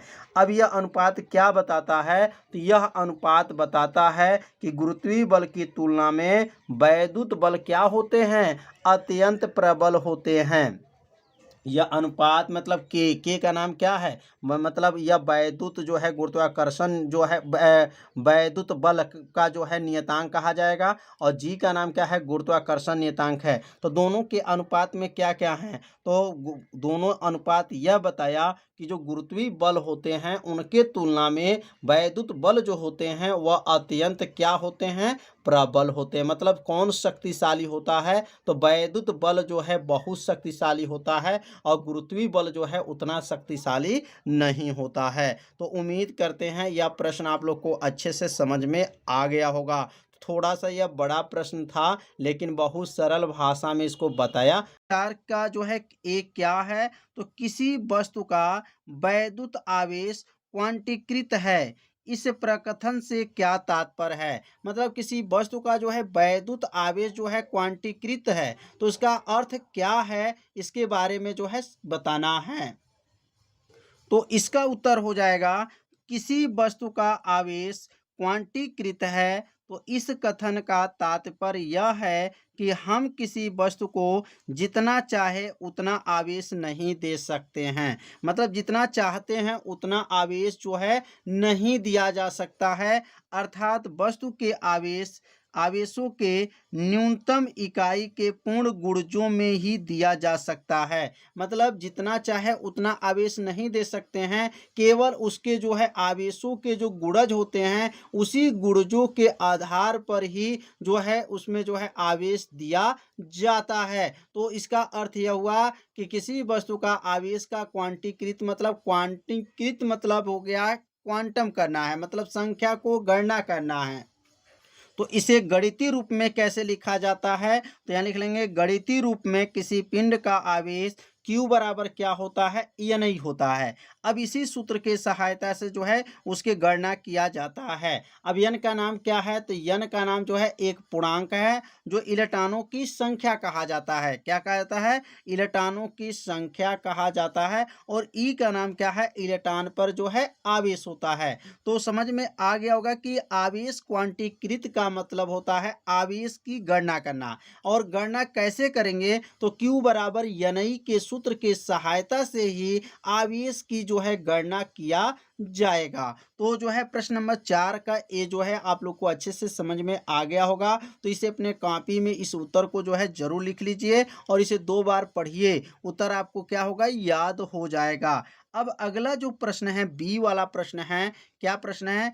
स्थूल अथवा बड़े पैमाने पर विद्युत आवेशों से व्यवहार करते समय हम विद्युत आवेश के क्वांटिमीकरण के अपेक्षा कैसे कर सकते हैं? मतलब स्थूल या बड़े पैमाने पर जो है आवेश का जो है हमको जो है क्वांटीकृत करना है, तो कैसे गणना किया जाएगा? तो स्थिर अथवा बड़े पैमाने पर आवेश मूल आवेश से बहुत बड़ा होता है। याद रखेंगे, किस आवेश से? मूल आवेश से बहुत बड़ा होता है, इसलिए क्वांटिमीकरण की उपेक्षा कर सकते हैं। मतलब स्थूल में या बड़े पैमाने पे जो है आवेश की गणना कैसे किया जाता है? तो स्थूल अथवा बड़े पैमाने पर जो है आवेश जो होते हैं वह मूल आवेश से बहुत बड़ा होता है, इसलिए क्वांटिमीकरण की अपेक्षा कर सकते हैं। तो यह उत्तर बहुत सरल भाषा में बताया गया है। तो इस उत्तर को जो है आप सभी विद्यार्थी अपने कॉपी में से क्या कीजिए, जरूर नोट कर लीजिए। अब अगला प्रश्न पढ़ेंगे, प्रश्न नंबर 5। तो प्रश्न नंबर 5 है, जब कांच की छड़ को रेशम के टुकड़े से रगड़ते हैं तो दोनों पर आवेश आ जाता है। तो जब कांच की छड़ को जो है किस में रगड़ा जाता है? रेशम के टुकड़ों में जब रगड़ा जाता है तो उसमें जो है आवेश आ जाता है। इसी प्रकार की परिघटना का वस्तुओं के अन्य युग्मों को भी परीक्षण किया जाता है। स्पष्ट कीजिए, यह परीक्षण आवेश संरक्षण नियम से किस प्रकार सामंजस्य रखता है? तो यहाँ पे जो प्रश्न दिया गया है, कांच की छड़ है और रेशम के टुकड़ों में जब रगड़ा जाता है तो दोनों पे क्या आता है? आवेश आ जाता है। लेकिन जब आवेश आता है तो एक पर धन आवेश होता है और एक पर जो है ऋण आवेश होता है। तो यहाँ लिख लेंगे, जब एक कांच की छड़ रेशम के टुकड़े से रगड़ी जाती है तो कांच के छड़ के कुछ इलेक्ट्रॉन रेशम के टुकड़ों पर जो है क्या होती हैं? स्थानांतरित हो जाती हैं। मतलब एक स्थान से दूसरे स्थान में जो है चली जाती हैं, जिससे कांच की छड़ धन आवेशित तथा रेशम का टुकड़ा जो है क्या होती है? ऋण आवेशित हो जाती हैं। मतलब एक पर जो है धन आवेशित हो जाएगा तो दूसरे टुकड़े पे क्या होगा? ऋण आवेशित हो जाता है। अतः लिखेंगे, अतः दोनों पर बराबर तथा विपरीत आवेश उत्पन्न हो जाते हैं। मतलब आवेश बराबर रहेगा लेकिन वह एक पर क्या रहेगा? विपरीत रहेगा। मतलब एक पे प्लस है तो दूसरे पे क्या हो जाएगा? माइनस हो जाएगा। रगड़ने के पश्चात मतलब रगड़ने के बाद जो है पुनः दोनों वस्तुओं पे नेट आवेश जो होता है वह उसका मान क्या हो जाता है? शून्य हो जाता है। अतः आवेश संरक्षण का नियम लागू होता है। तो समझ में आ गया होगा, जब रेशम की छड़ को जो है कांच की छड़ को जो है रेशम के टुकड़ों पे जब रगड़ा जाता है तो रेशम का जो रहेगा और कांच के छड़ पे जो है आवेश तो आ जाता है, लेकिन वह आवेश क्या होते हैं? विपरीत आवेश होते हैं। मतलब एक पर धन आवेश होता है तो दूसरे पर क्या होता है? ऋण आवेशित तो हो जाता है। तो यह उत्तर जो है सरल भाषा में बताया गया है। तो इस उत्तर को जो है आप सभी विद्यार्थी अपने कॉपी में इसको क्या कर लीजिए, जरूर नोट कर लीजिए। तो अब सीखेंगे प्रश्न नंबर 6। अब प्रश्न नंबर 6 क्या है? प्रश्न नंबर 6 के बारे तो प्रश्न नंबर 6 है, 4 बिंदु आवेश। अब 4 बिंदु आवेश कौन कौन है? तो क्यू ए बराबर दिया गया है 2 माइक्रोकुलाम है, क्यू बी बराबर -5 माइक्रोकुलाम है, क्यू सी बराबर 2 माइक्रोकुलाम तथा क्यू डी बराबर -5 माइक्रोकुलाम 10 सेमी भुजा के किसी वर्ग ए बी सी डी के शीर्षों पर अवस्थित है। वर्ग के केंद्र पर रखे 1 माइक्रोकुलाम आवेश पर लगने वाला बल कितना है? तो यहाँ पे जो है सबसे पहले जो है वर्ग बनाएंगे। वर्ग किसे कहते हैं? जिसकी चारों भुजाएं आपस में क्या हों? बराबर होती हैं, उसी को क्या कहते हैं? वर्ग कहते हैं। अब इस वर्ग में यहाँ पर बिंदु ए है और यह बिंदु बी है और यह बिंदु सी है और यह बिंदु डी है। अब यहाँ से इसको मिला लेंगे विकर्ण को और यहाँ से इसको मिला लेंगे विकर्ण को। अब विकर्ण मिलने के बाद ये बिंदु बन गया जो है इसका केंद्र। अब केंद्र पे जो है कितना आवेश है, तो 1 माइक्रो कूलाम आवेश है। और क्यूए पर कितना है, तो 2 माइक्रो कूलाम है। क्यूबी पर कितना है, -5 माइक्रो कूलाम है। क्यूसी का जो है क्या है, तो यहाँ पे 2 माइक्रो कूलाम है। और डी पे जो है -5 माइक्रो कूलाम है। और इसकी भुजा कितनी सेमी दिया गया है, तो 10 सेमी जो है वर्ग की भुजा दिया गया है। तो वर्ग की भुजा आपस में क्या होती हैं, बराबर होती हैं। और यहाँ पर इसके केंद्र पे जो दिया गया 1 माइक्रो कूलाम दिया गया है। और ये बिंदु क्या है, ओ है। तो यहाँ पे परिणामी जो है बल बताना है कितना होगा। तो अब यहाँ पे देखेंगे ए जो है, ए पर जो है कौन सा आवेश है, तो प्लस जो है 2 माइक्रो कूलाम है। और सी पे देखेंगे यहाँ पर भी 2 माइक्रो कूलाम है। और इसके केंद्र पर भी जो है 1 माइक्रो कूलाम है। तो ए के द्वारा जो है देखेंगे यहाँ पर भी प्लस है और यहाँ पर भी प्लस है। जब प्लस आवेश होता है तो उसके बीच जो बल लगा होता है वह प्रतिकर्षण बल लगा होता है। तो ए के द्वारा जो यहाँ पे बल लगेगा वो इसका नाम क्या रहेगा, एफ ए हो जाएगा। और जो है यह प्रतिकर्षित होगा, मतलब यह जो है ए की तरफ न हो करके वह सी की तरफ जो है हो जाएगा। अगर इधर से देखेंगे तो जो है सी वाला बल जो इस पे लगेगा तो यहाँ का हो जाएगा एफ सी हो जाएगा। मतलब ए वाला बल जो है प्रतिकर्षित हो गया और जो है सी वाला बल भी जो है क्या होगा, प्रतिकर्षित होगा, क्योंकि दोनों के आवेश आपस में क्या हैं, बराबर हैं। और यहाँ देखेंगे -5 माइक्रो कूलाम है और यहाँ पर भी 5 माइक्रो कूलाम है। तो यहाँ पर भी दोनों में आवेश क्या हैं, बराबर हैं। जब आवेश बराबर होते हैं तो क्या लगा होता है, प्रतिकर्षित बल लगा होता है। तो यहाँ पर एफ बी बल लिख देंगे और यहाँ पे जो है एफ जो है डी बल लिख देंगे। तो समझ में आ गया होगा।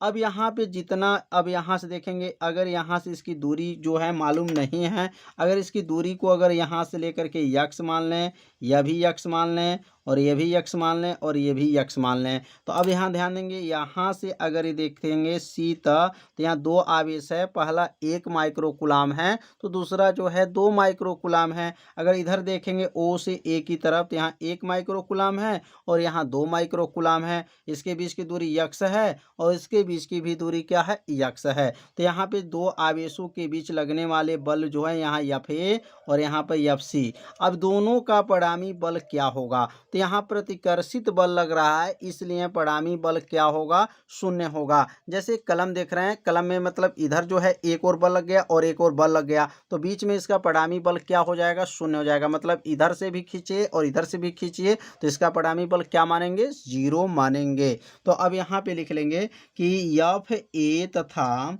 एफ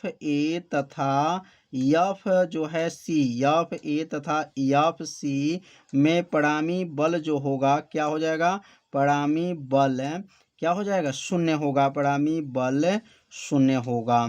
अब 0 क्यों होगा, 0 होगा क्योंकि प्रतिकर्षित बल लग रहा है, मतलब इधर भी और इधर भी। तो यहाँ लिख लेंगे एफ ए का मान और एफ सी का मान क्या हो गया, 0 हो गया। अब इसको समीकरण नंबर क्या मान लेंगे, समीकरण नंबर 1 हो जाएगा। अगर इसी प्रकार देखा जाए तो यहाँ पर भी लिख देंगे आपका, यहाँ पर एफ बी प्लस जो है क्या लिखेंगे, यहाँ पर एफ डी, यहाँ लिखेंगे एफ डी में क्या लिखेंगे, परिणामी बल क्या हो जाएगा, यहाँ पर भी जो है परिणामी बल जो होगा वह 0 हो जाएगा। अब परिणामी बल 0 क्यों होगा, क्योंकि उसके बीच में कौन सा बल लग रहा है, तो प्रतिकर्षित बल लग रहा है। तो प्रतिकर्षित बल में जो है इसका परिणामी बल क्या हो जाएगा, 0 हो जाएगा। तो यहाँ लिखेंगे F B plus F D बराबर क्या हो गया, 0 हो गया। अब ये बन जाएगा समीकरण नंबर जो है 2। अब यहाँ पे इसके केंद्र पे पूछा जा रहा है, तो केंद्र पे जब पूछा जाएगा तो लिखेंगे कुल जो है, कुल परिणामी बल। तो कुल परिणामी बल क्या होगा, तो कुल परिणामी बल हो जाएगा, अब दोनों जो है बल को क्या करेंगे, जोड़ लेंगे। तो कुल परिणामी बल एफ बराबर होगा एफ ए, क्या लिखेंगे, F A plus F C plus F B plus क्या हो जाएगा, एफ डी हो जाएगा। तो अब यहाँ पर जो है दो परिणामी बल यहाँ निकला है, एफ ए, ध्यान देंगे एफ ए और एफ सी और एफ बी और एफ डी, ये चारों को क्या कर लेंगे, जोड़ लेंगे। जोड़ने के बाद से जो है इसमें मान को क्या रखेंगे, रख लेंगे F A plus F C. देखिए यहाँ पर F A plus F C का मान क्या आया है, 0 आया, तो 0 रख लेंगे। Plus F B plus F D, तो F A B plus F D का मान क्या आया है, तो 0 आया है। तो अब यहाँ पे क्या करेंगे, 0 रख लेंगे। अब 0 में जब 0 को जोड़ेंगे तो एफ बराबर क्या आ जाएगा, 0 हो जाएगा। तो इसका परिणामी बल जो आएगा वो क्या आ गया, 0 आ गया। मतलब उसके केंद्र पर जो है 1 माइक्रो कूलाम जो है आवेश, जो उसके केंद्र पर जो है आवेश का मान क्या, वैद्युत बल का मान क्या होगा, 0 हो जाएगा। अब कैसे 0 हुआ है, तो यहाँ पे सिद्ध करके जो है बताया गया है, और इसे अपने कॉपी में जरूर नोट कर लीजिएगा। और याद रखिएगा परिणामी बल में जो होता है, अब इधर जो हमारा परिणामी बल है और इधर हमारा परिणामी बल जो लग रहा है, मतलब यहाँ प्रतिकर्षित बल लग रहा है, तो प्रतिकर्षित बल का जो परिणामी बल होता है वह क्या होता है, 0 हो। 7 क्या है, तो 7 में जो है दो प्रश्न है, तो 7 ए है, स्थिर वैद्युत क्षेत्र रेखा एक सतत वक्र होती हैं, अर्थात कोई क्षेत्र रेखा एकाएक नहीं टूट सकती हैं, क्यों। अब यहाँ पर जो बताना है कि वैद्युत जो क्षेत्र रेखा है वह सतत वक्र होती हैं, तो कोई क्षेत्र रेखा एकाएक जो है नहीं टूट सकती हैं, क्यों। तो इसके बारे में पहले जो है समझ लेते हैं कि बल रेखाएं आम तौर पर एक वक्र रेखाएं होती हैं। जो बल रेखाएं होती हैं वह वक्र रेखाएं होती हैं, मतलब वक्र रेखाएं के मतलब जो होती हैं वह माने धन आवेश से निकलती हैं, ऋण आवेश में प्रवेश करती हैं, और वह जो निकलती हैं वह कभी एक दूसरे को काटती नहीं हैं। अगर जहां काटती हैं तो कटान बिंदु पे दो दिशाएं प्रदर्शित करती हैं, इसलिए जो है असंभव माना जाता है। तो यहाँ पे लिख लेंगे कि बल रेखाएं आम तौर पर एक वक्र रेखाएं होती हैं, इसके अतिरिक्त वे सतत वक्र रेखाएं होती हैं जो अचानक नहीं टूटती हैं, क्योंकि यदि ऐसा होता है तो टूटने पर कोई वैद्युत क्षेत्र नहीं दर्शाएगी, मतलब वहां पर वैद्युत क्षेत्र का दिशा ही नहीं दर्शाया जाएगा। इसलिए जो है वैद्युत बल रेखाएं जो होती हैं वह जो है एक दूसरे को कभी काटती नहीं हैं, और देख सकते हैं सतत वक्र रेखाएं जो है अचानक नहीं टूटती हैं। यदि ऐसा होता है तो टूटने पे क्या होगा, वैद्युत क्षेत्र नहीं दर्शाएगी। तो उत्तर जो है बहुत सरल भाषा में बताया जा रहा है, इसलिए आप सभी विद्यार्थी इस उत्तर को जो है अपने कॉपी में क्या कीजिए, जरूर नोट कर लीजिए। अब इसका बी वाला उत्तर है, प्रश्न है, स्पष्ट कीजिए दो क्षेत्र रेखाएं कभी भी एक दूसरे को प्रतिच्छेदन क्यों नहीं करती हैं। मतलब वैद्युत बल रेखाएं एक दूसरे को कभी काटती क्यों नहीं है, इसका कारण बताना है। तो यहाँ लिख लेंगे वैद्युत बल रेखाएं एक दूसरे को कभी काटती नहीं हैं, क्योंकि यदि ऐसा होता है तो कटान बिंदु पे दो स्पर्श रेखाएं खींच सकते हैं, जो उस बिंदु पर वैद्युत क्षेत्र दो दिशाएं प्रदर्शित करेंगी, जो कि क्या है, असंभव है। मतलब वैद्युत बल रेखाएं एक दूसरे को कभी नहीं काटती हैं, यदि काटती हैं तो कटान बिंदु पे जो है दो दिशाएं प्रदर्शित करेंगी, जो कि उसको क्या माना गया है, असंभव है। तो समझ में आ गया होगा कि वैद्युत बल रेखा एक दूसरे को क्यों नहीं काटती हैं। तो प्रश्न नंबर 7 जो है क्या हुआ, कंप्लीट हो गया। तो इसे 60 स्क्रीन ले लीजिए और अपने कॉपी में जरूर इसको क्या कीजिए, नोट कर लीजिएगा। अब हम लोग सीखेंगे प्रश्न नंबर 8। तो प्रश्न नंबर 8 है, दो बिंदु आवेश क्यू ए बराबर दिया गया 3 माइक्रो कूलाम है, क्यू बी बराबर -3 माइक्रो कूलाम निर्वात में एक दूसरे से 20 सेमी दूरी पर स्थित हैं। मतलब यहाँ पे दो आवेश है, पहला जो आवेश है वह 3 माइक्रो कूलाम है और दूसरा जो आवेश है वो -3 माइक्रो कूलाम है। तो पहला प्रश्न है, दोनों आवेशों को मिलाने वाला रेखा ए बी के मध्य बिंदु ओ पर वैद्युत क्षेत्र कितना है। तो यहाँ पर जो है सबसे पहले देखेंगे, यहाँ पर एक बिंदु है और इस बिंदु का नाम क्या है, ए है, और यहाँ पर एक बिंदु है और यहाँ पे इसका नाम जो है, इसका बिंदु का नाम बी है। तो यहाँ ए है और बी है। टोटल कितनी दूरी पर रखा गया है, टोटल जो है दोनों बिंदु के बीच की दूरी जो है यह 20 सेमी पर रखा गया है। पहला आवेश कितना रखा गया है, तो यहाँ पर 3 माइक्रो कूलाम और यहाँ पर जो रखा गया है -3 माइक्रो कूलाम। तो इसको Q1 कहेंगे और इसको Q2 कहेंगे। तो यहाँ पे लिख लेंगे हल, और हल लिखने के बाद से अब यहाँ लिखेंगे Q1 का मान कितना है? तो Q1 का मान जो है 3 माइक्रो कूलाम है। अब यहाँ Q1 बराबर हो जाएगा और 3 माइक्रोन को हटा देंगे तो 3 गुणे 10 के पावर माइनस 6 घात हो जाएगा और यहाँ पे लिखेंगे कूलाम होगा। माइक्रोन को हटाएंगे तो कितना घात होगा? 3 गुणे 10 के पावर माइनस 6 कूलाम हो जाएगा। Q2 बराबर कितना है? तो Q2 बराबर जो है -3 माइक्रो कूलाम है। अब Q2 बराबर क्या हो जाएगा? तो यहाँ लिखेंगे -3 है और माइक्रोन में कितना घात होगा? 10 के पावर जो है माइनस 6 कूलाम हो जाएगा। तो यहाँ पे जो है को माइक्रोन को किस में बदला गया? कूलाम में बदल दिया गया। अब यहाँ देखेंगे, यहाँ मध्य माने बीचों बीच में, मतलब यहाँ से इसकी दूरी को R1 मान लें और इसको दूरी को क्या मान लेंगे? R2। तो R1 कितना है? 10 है और R2 भी कितना है? 10 है, क्योंकि मध्य में यह बिंदु O है मान लेते हैं। तो R1 के जगह पे लिखेंगे R1 बराबर क्या है? 10 सेमी होगा। अब यहाँ R1 बराबर जो है सेमी को हटा देंगे तो 10 गुणे 10 के पावर -2 हो जाएगा और यहाँ पे क्या लिख लेंगे? सेमी के जगह पे जो सेमी था तो अब क्या बन गया? मीटर हो गया। तो R1 का मान जो है 10 गुणे 10 के पावर जो है -2 मीटर हो गया। अब इसी प्रकार जो है यहाँ पर R2 देखेंगे तो R2 भी उतना ही है, 10 के पावर -2 है। तो यहाँ लिखेंगे R2 बराबर, लिख लेंगे R2 बराबर हो जाएगा 10 जो है क्या है? सेमी है। अब ये सेमी को इसमें भी हटा देंगे तो क्या बनेगा? R2 बराबर हो जाएगा 10 हो जाएगा, 10 के पावर जो है -2 हो जाएगा और यहाँ क्या लिखेंगे? मीटर हो जाएगा। अब यहाँ पे जो है R1 का मान भी उतना ही है और R2 का मान भी उतना ही है। अब मध्य बिंदु पर वैद्युत क्षेत्र की तीव्रता पूछा जा रहा है तो यहाँ लिखेंगे मध्य बिंदु पर वैद्युत क्षेत्र की तीव्रता। मध्य बिंदु पर वैद्युत क्षेत्र की तीव्रता। वैद्युत क्षेत्र की तीव्रता। तो मध्य बिंदु पर वैद्युत क्षेत्र की तीव्रता कैसे निकलेगा? तो यहाँ लिखेंगे E बराबर हो जाएगा यहाँ पर E1 प्लस क्या होगा? E2 हो जाएगा। मतलब इधर से E1 और इधर से E2 को क्या करेंगे? जोड़ लेंगे तो यह मध्य बिंदु का जो है वैद्युत क्षेत्र की तीव्रता निकल जाएगा। अब यहाँ E बराबर लिखेंगे, E बराबर हो जाएगा, E1 का सूत्र क्या होता है?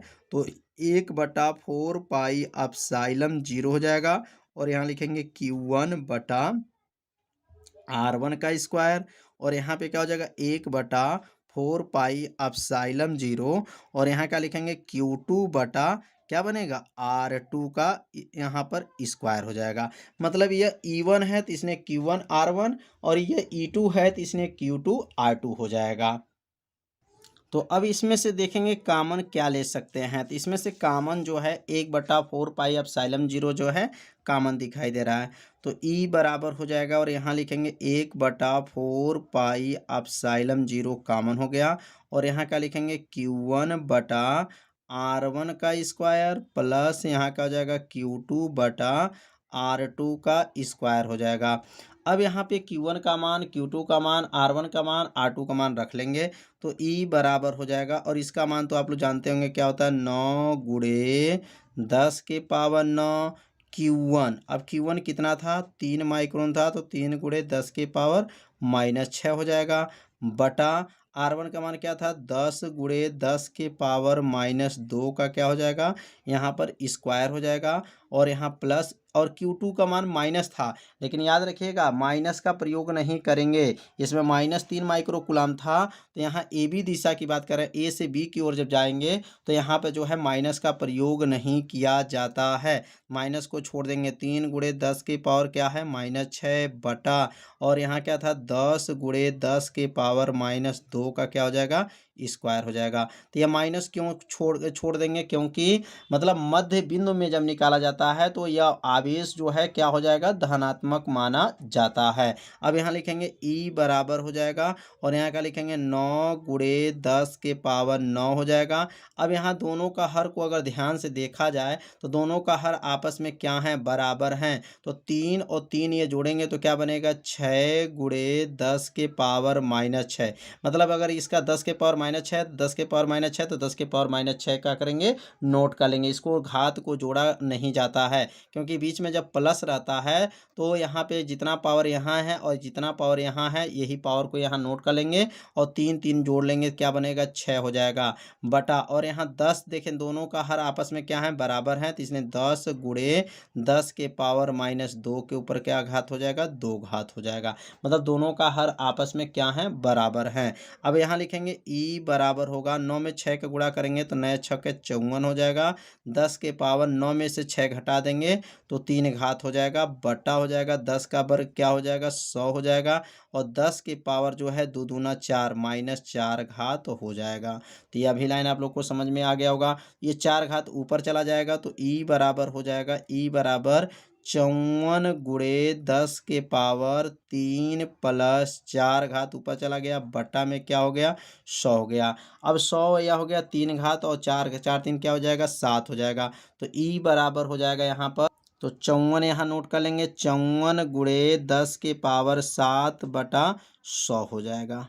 अब यहाँ पे 100 से भाग जाएगा नहीं, इसलिए एक जीरो जो है इसको क्या करेगा, दे देगा। जब एक जीरो इसको दे देगा तो ये बन जाएगा 540 हो जाएगा और 6 घात हो जाएगा। तो यहाँ पे हल कर लेंगे, ई बराबर हो जाएगा, ई बराबर 540 गुणे 10 के पावर 6 बटा और 100 से भाग कर देंगे। तो जब भाग करेंगे तो क्या आएगा, 5.4 गुणे 10 के पावर 6 हो जाएगा। और इसका मात्रक क्या होता है, तो न्यूटन प्रति क्या होता है, कूलाम होता है। तो ई का मान जो निकल गया 5.4 गुणे 10 के पावर 6 न्यूटन प्रति कूलाम आ गया।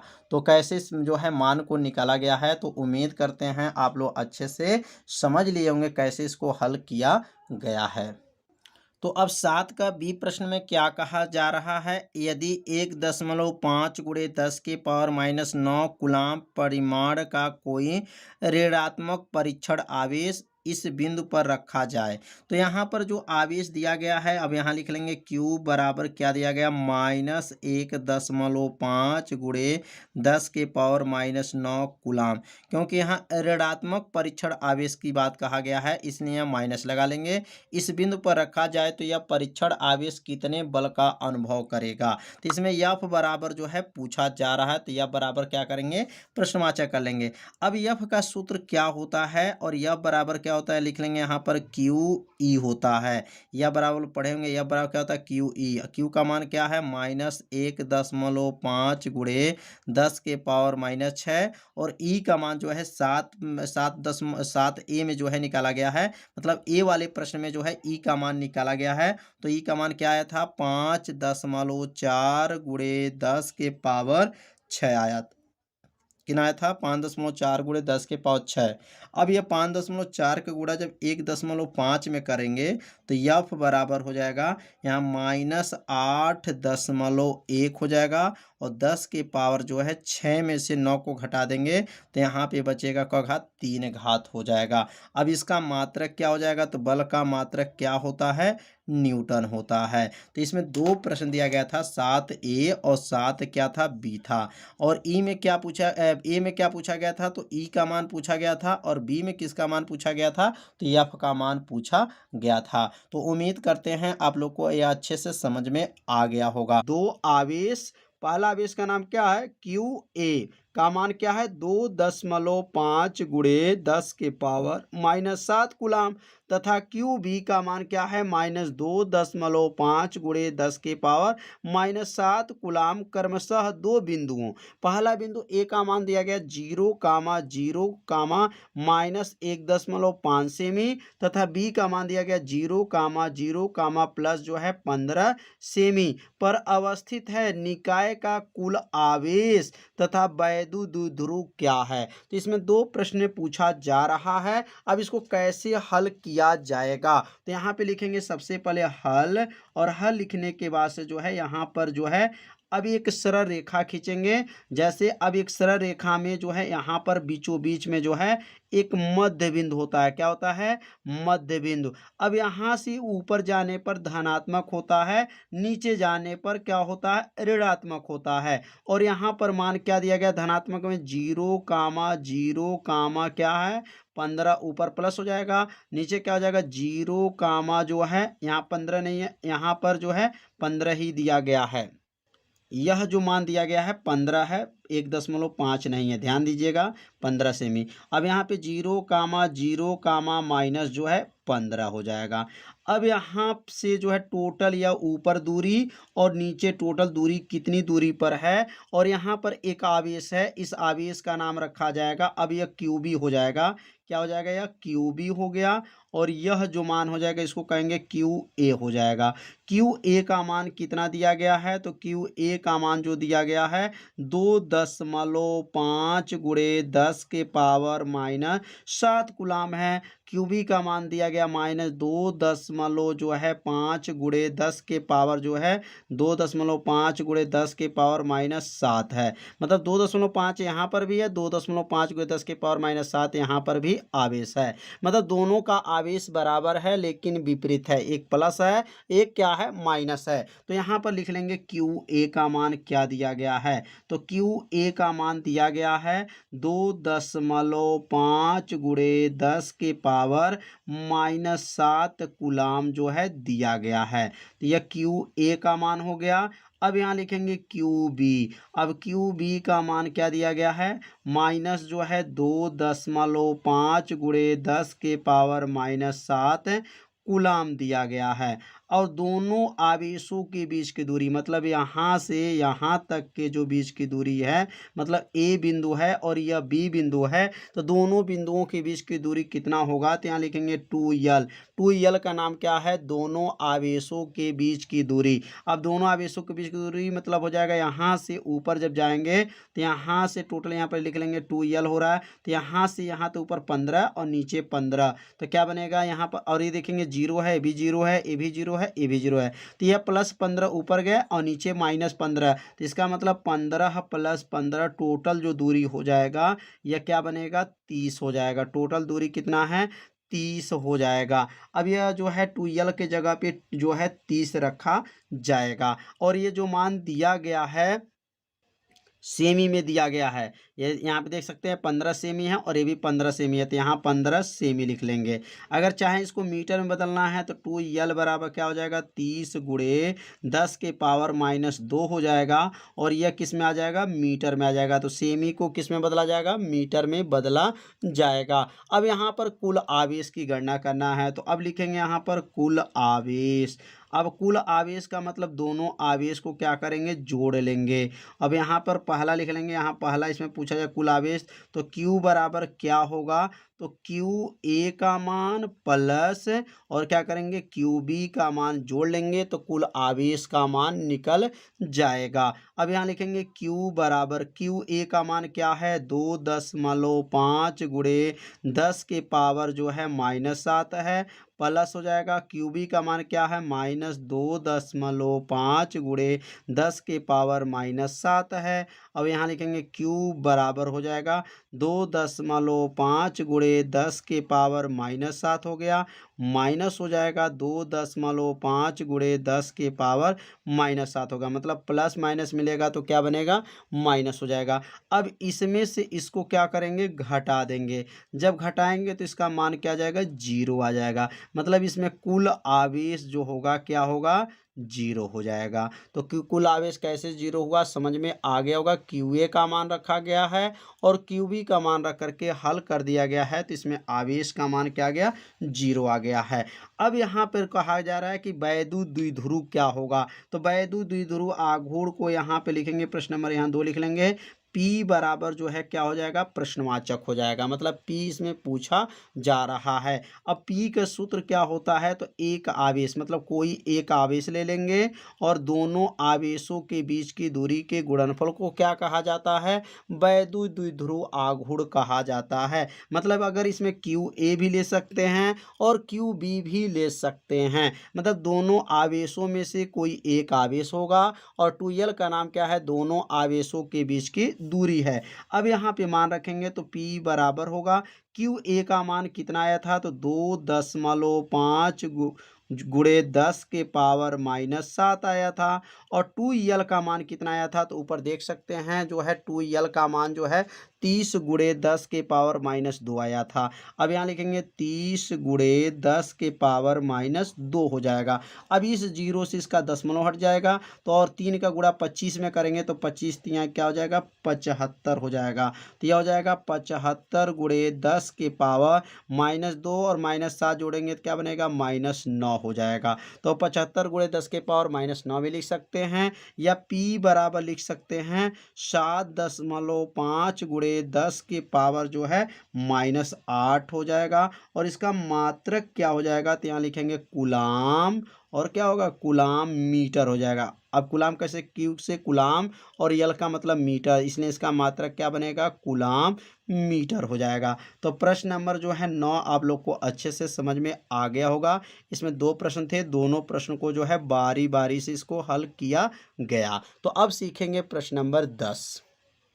तो प्रश्न नंबर 10 है, 4 गुणे 10 के पावर -9 कूलाम मीटर द्विध्रुव आघूर्ण का कोई वैद्युत द्विध्रुव 5 गुणे 10 के पावर 4 न्यूटन कूलाम इनवर्स परिमाण के किसी एक समान वैद्युत क्षेत्र के दिशा से 30 अंश पर संरेखित है। द्विध्रुव पर कार्यरत बल आघूर्ण का परिमाण प्रकलित कीजिए। तो यहाँ पर जो मान दिया गया, सबसे पहले उस मान को नोट करेंगे कि इस प्रश्न में कौन कौन सा मान दिया गया है। पहला मान जो दिया गया 4 गुणे 10 के पावर -9 कूलाम मीटर द्विध्रुव आघूर्ण। तो द्विध्रुव आघूर्ण को किससे दिखाते हैं, P से दिखाते हैं। और P का मान कितना है, 4 गुणे 10 के पावर -9 है।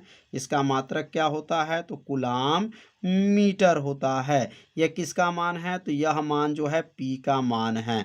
अब आगे यहाँ देखेंगे, यह मान 5 गुणे 10 के पावर 4 न्यूटन कूलाम जो दिया गया है वह वैद्युत क्षेत्र के तीव्रता का मान दिया गया है। इसे किससे दिखाते हैं, E से प्रदर्शित करते हैं। तो E बराबर 5 गुणे 10 के पावर क्या है, 10 के पावर 4 है। और न्यूटन जो है कूलाम इनवर्स दिया गया है। और कोण कितना बना है, तो लिखेंगे थीटा बराबर जो है 30 अंश का कोण बन रहा है, 30 अंश का कोण हो जाएगा। और यहाँ पर बल आघूर्ण किसे दिखाएंगे, टाउ से। टाउ बराबर जो है क्या हो जाएगा, प्रश्नवाचक हो जाएगा। मतलब इसमें टाउ बराबर जो है इसमें पूछा जा रहा है। तो P का मान दिया गया है और E का मान दिया गया है और थीटा का मान जो है प्रश्न में दिया गया है और टाउ बराबर पूछा जा रहा है। तो टाउ का नाम क्या है, बल युग्म आघूर्ण कहा जाता है। और बल युग्म आघूर्ण का सूत्र क्या होता है, तो यहाँ लिख लेंगे, इसका सूत्र होता है टाउ बराबर होता है, यह थ्योरी में बताया गया था, सूत्र होता है PE क्या होता है, साइन थीटा होता है। यह किसका सूत्र है, तो बल युग्म आघूर्ण का सूत्र होता है। टाउ बराबर PE साइन थीटा होता है। अब इसमें मान को रख लेंगे, तो टाउ बराबर हो जाएगा, P का मान कितना है, तो P का मान यहाँ रखेंगे 4 गुणे 10 के पावर -9। यह किसका मान है, P का मान है, गुणे कर लेंगे। अब E का मान कितना है, तो E का मान दिया गया 5 गुणे 10 के पावर 4। यह किसका मान है, E का मान हो गया। अब यहाँ लिखेंगे साइन हो जाएगा। थीटा का मान कितना दिया गया है, तो थीटा का मान 30 अंश दिया गया है। तो यहाँ पर P का मान, E का मान और थीटा का मान को क्या किया गया है, रख लिया गया है। अब यहाँ टाउ बराबर क्या होगा, 5 में 4 का गुणा करेंगे तो 5 चौको 20 हो जाएगा, 20 हो गया। और यहाँ 10 के पावर क्या बनेगा, 4 में से 9 को घटा देंगे तो 4 में से जब 9 घट जाएगा तो बचेगा यहाँ पर माइनस क्या होगा, 5 हो जाएगा। और साइन 30 अंश, अब साइन 30 अंश त्रिकोण त्रिकोणमिति में पढ़े होंगे साइन 30 अंश का मान होता है 1/2। तो बायोलॉजी वाले जो विद्यार्थी होते हैं वह क्लास 10 में त्रिकोणमिति में पढ़े होंगे कि साइन 30 अंश का मान क्या होता है 1/2 होता है।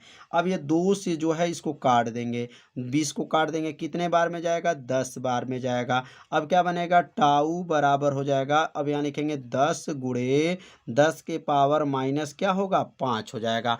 अब यहाँ 10 के पावर यहाँ पे कितना है 1 है। अब एक घात में से 5 घात को क्या करेंगे घटा देंगे। जब एक घात में से 5 घात घट जाएगा तो टाउ बराबर हो जाएगा 10 के पावर जो है क्या बनेगा -4 हो जाएगा। और टाउ का मात्रक क्या होता है, तो टाउ का मात्रक होता है न्यूटन और क्या होता है मीटर होता है।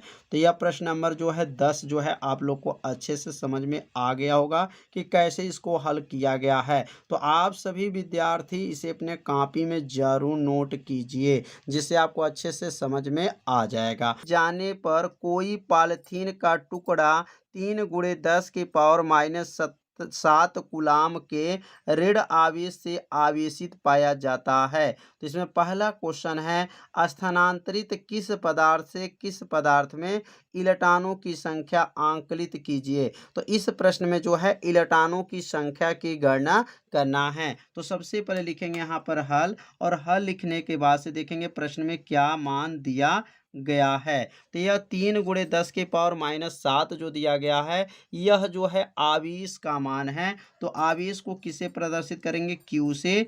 Q बराबर हो जाएगा 3 गुणे 10 के पावर -7 क्या हो जाएगा कूलाम। यह किसका मान है Q का मान है। और इसमें किसका मान पूछा जा रहा है, तो N का मान जो है पूछा जा रहा है। N बराबर क्या हो जाएगा प्रश्नवाचक हो जाएगा।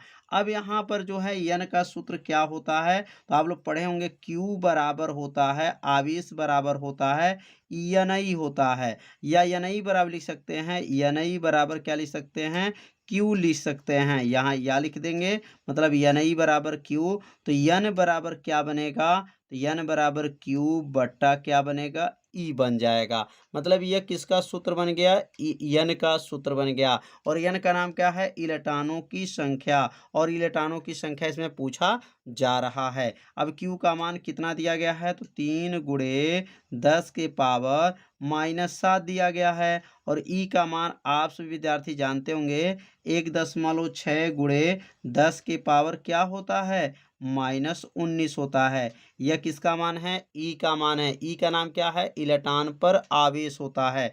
यह -19 घात ऊपर चला जाएगा तो यह प्लस घात हो जाएगा। तो 3 गुणे 10 के पावर क्या है -7 है, और इसमें प्लस जा करके 19 क्या हो गया जुड़ जाएगा। माइनस से ऊपर जाएगा क्या बनेगा प्लस हो जाएगा, 1.6 हो जाएगा। अब यहाँ पर 1.6 में 3 से भाग करेंगे तो लगभग यह 2 बार में जाएगा। कितने बार में 2 बार में चला जाएगा। गुणे 10 के पावर 19 में से 7 को घटा देंगे तो क्या हो जाएगा 12 घात हो जाएगा। तो यही संख्या आ गया। n का मान कितना आ गया, तो n बराबर जो है 2 गुणे जो है 10 के पावर जो है 12 जो है इलेक्ट्रॉन जो है क्या होंगे स्थानांतरित होंगे। तो यह पहला क्वेश्चन जो है आप लोग अच्छे से समझ लिए होंगे। तो अतः यहाँ लिख लेंगे ऊन से पॉलीथीन की ओर आवेश होगा। क्या लिखेंगे यहाँ पर अतः जो है, यहाँ इसमें प्रश्न और भी पूछा गया है किस पदार्थ से किस पदार्थ में जाएगा। तो यहाँ लिख लेंगे अतः ऊन से, क्या लिखेंगे यहाँ पर ऊन से जो है क्या होगा पॉलीथीन की ओर आवेश जाएगा। यहाँ लिखेंगे ऊन से पॉलीथीन की ओर आवेश जाएगा, की ओर आवेश जाएगा। आवेश क्या होगा, आवेश होगा लिख देंगे यहाँ पर, या स्थानांतरित होगा। तो क्या लिखेंगे ऊन से किस में जाएगा पॉलीथीन की ओर जो है आवेश जो है होगा। अब इसमें बी वाला प्रश्न क्या दिया गया है, तो यहाँ पे बी वाला प्रश्न है क्या जो है ऊन से पॉलीथीन में संहति का स्थानांतरण भी होता है। तो यहाँ पे लिख लेंगे उत्तर, लिखेंगे यहाँ पे हाँ, उत्तर लिखेंगे हाँ लिख लेंगे, और हाँ लिखने के बाद लिखेंगे हाँ, लिखेंगे यहाँ पर ऊन से जो है क्या होगा, पॉलीथीन पर द्रव्यमान का स्थानांतरण होता है। ऊन से पॉलीथीन पॉलीथीन पर लिख लेंगे, पॉलीथीन पर द्रव्यमान का स्थानांतरण होता है, मतलब ऊन से जो है पॉलीथीन की जो है क्या होगा, द्रव्यमान का स्थानांतरण होता है। तो प्रश्न नंबर बी भी आप लोग अच्छे से समझ लिए होंगे। तो अब यहाँ पे जो है 12 का ए प्रश्न को बारे में अब समझेंगे। तो 12 का पहला प्रश्न है, दो विद्युत रोधी आवेशी तांबे के गोले ए तथा बी के केंद्रों के बीच की दूरी 50 सेमी है। यदि दोनों गोलों पर पृथक पृथक आवेश 6.5 गुणे 10 के पावर -7 जो है कूलाम है, तो इसमें पारस्परिक स्थिर वैद्युत प्रतिकर्षण बल कितना होगा। तो यहाँ पे जो है दिया गया है, जो है दो बिंदु, दो गोले हैं। तो यहाँ पहला गोला जो है ए है और दूसरा गोला जो दिया गया है वह बी है। और ये कितने दूरी पर हैं, तो यह जो है 50 सेमी के दूरी पर हैं। कितने दूरी पर, 50 सेमी के दूरी पर हैं। और पहले पर जो है आवेश जो दिया गया है वह कितना है, 6.5 गुणे 10 के पावर -7 कूलाम है। और इस पर भी आवेश जो दिया गया 6.5 गुणे 10 के पावर -7 कूलाम दिया गया है। और इसमें बल की गणना करना है। तो यहाँ लिखेंगे सबसे पहले हल, और हल लिखने के बाद से लिखेंगे यहाँ पर Q1। अब यहाँ Q1 का मान क्या दिया गया है, तो Q1 का मान 6.5 गुणे 10 के पावर -7 कूलाम दिया गया है। पहला मान नोट कर लेंगे। अब यहाँ लिखेंगे Q2 बराबर कितना दिया गया है, तो 6.5 गुणे 10 के पावर -7 कूलाम दिया गया है। और R का मान कितना दिया गया है, R मतलब दूरी, और दूरी बराबर इसमें कितना दिया गया है, 50 सेमी दिया गया है। अब इस सेमी को हटा देंगे और किस में बदल देंगे, मीटर में बदल देंगे। तो 50 गुणे 10 के पावर क्या बनेगा, -2 घात हो जाएगा, और यह बन गया कितना, मीटर। अब एक जीरो इसमें से क्या होगा, कम हो जाएगा। तो क्या बनेगा, 5 गुणे 10 के पावर -1 घात हो जाएगा, और यहाँ लिखेंगे क्या, मीटर। मतलब एक जीरो इसमें से क्या हो गया, कम हो गया। अब यहाँ लिखेंगे यफ बराबर पूछा जा रहा है, यफ बराबर क्या लिखेंगे, प्रश्नवाचक चिन्ह हो जाएगा। अब यहाँ यफ का सूत्र क्या होता है, तो यफ का सूत्र जो है आप सभी विद्यार्थी जानते होंगे। कूलाम का सूत्र क्या होता है, 1/4 पाई एप्सिलॉन 0, और क्या होता है, Q1 Q2 बटा क्या होता है, R स्क्वायर होता है। अब यहाँ यफ का मान को निकालेंगे, तो 1/4 पाई एप्सिलॉन 0 का मान कितना होता है, 9 गुणे 10 के पावर 9 होता है। Q1 का मान कितना है, 6.5 गुणे 10 के पावर -7, और यहाँ लिखेंगे 6.5 गुणे 10 के पावर -7, ये 2 बार लिखेंगे, बटा हो जाएगा। और R का मान कितना दिया गया है, तो R का मान जो है 5 गुणे 10 के पावर -1 के ऊपर कितना घात हो जाएगा, 2 घात हो जाएगा। अब यफ बराबर हो जाएगा। अब यहाँ पे जो है सबका गुणा करेंगे, या 9 का गुणा 6.5 में, 6.5 में, तो 9 गुणे 6.5 गुणे 6.5 गुणे 10 के पावर 9, यह घात हो जाएगा, -7 मिलकर के क्या बनेगा, -14 घात हो जाएगा, बटा हो जाएगा। और 5 का वर्ग जो है क्या होगा, तो 5 का वर्ग जो होता है वह 25 हो जाएगा। 25 गुणे 10 के पावर -2 हो जाएगा, क्योंकि -1 है, इसके पावर 2 है, तो गुणा कर लेंगे, तो यहाँ पर -2 घात हो जाएगा। अब यहाँ पे 6 का गुणा 9 का गुणा जो है 6.5 में, जितना उत्तर आएगा 6.5 में गुणा कर लेंगे, तो गुणा करने पर आ जाएगा यफ बराबर जो आएगा 380। क्या आएगा इसका गुणा करने पर, 380.25 आ जाएगा, और गुणे 10 के पावर जो है 9 में से 14 घटा देंगे तो यह हो जाएगा -5 और ये 2 ऊपर चला जाएगा, इसलिए यह हो जाएगा +2। अब बटा में क्या है 25 है। अब ये 25 से क्या करेंगे भाग कर देंगे, 25 से भाग करेंगे तो यह का मान टोटल आ जाएगा 15.2 गुणे 10 के पावर -3 आ जाएगा। इसको अगर मानक में बनाते हैं तो यफ बराबर लिख लेंगे 1.52 गुणे 10 के पावर -3 है तो यह हो जाएगा -2 और बल का मात्रक क्या होता है न्यूटन होता है। तो यह मान जो है किसका आ गया यफ का मान आ गया 1.52 गुणे 10 के पावर -2 न्यूटन। तो उम्मीद करते हैं प्रश्न नंबर 12 का ये जो है आप लोग को अच्छे से समझ में आ गया होगा। तो अब सीखेंगे 12 का बी।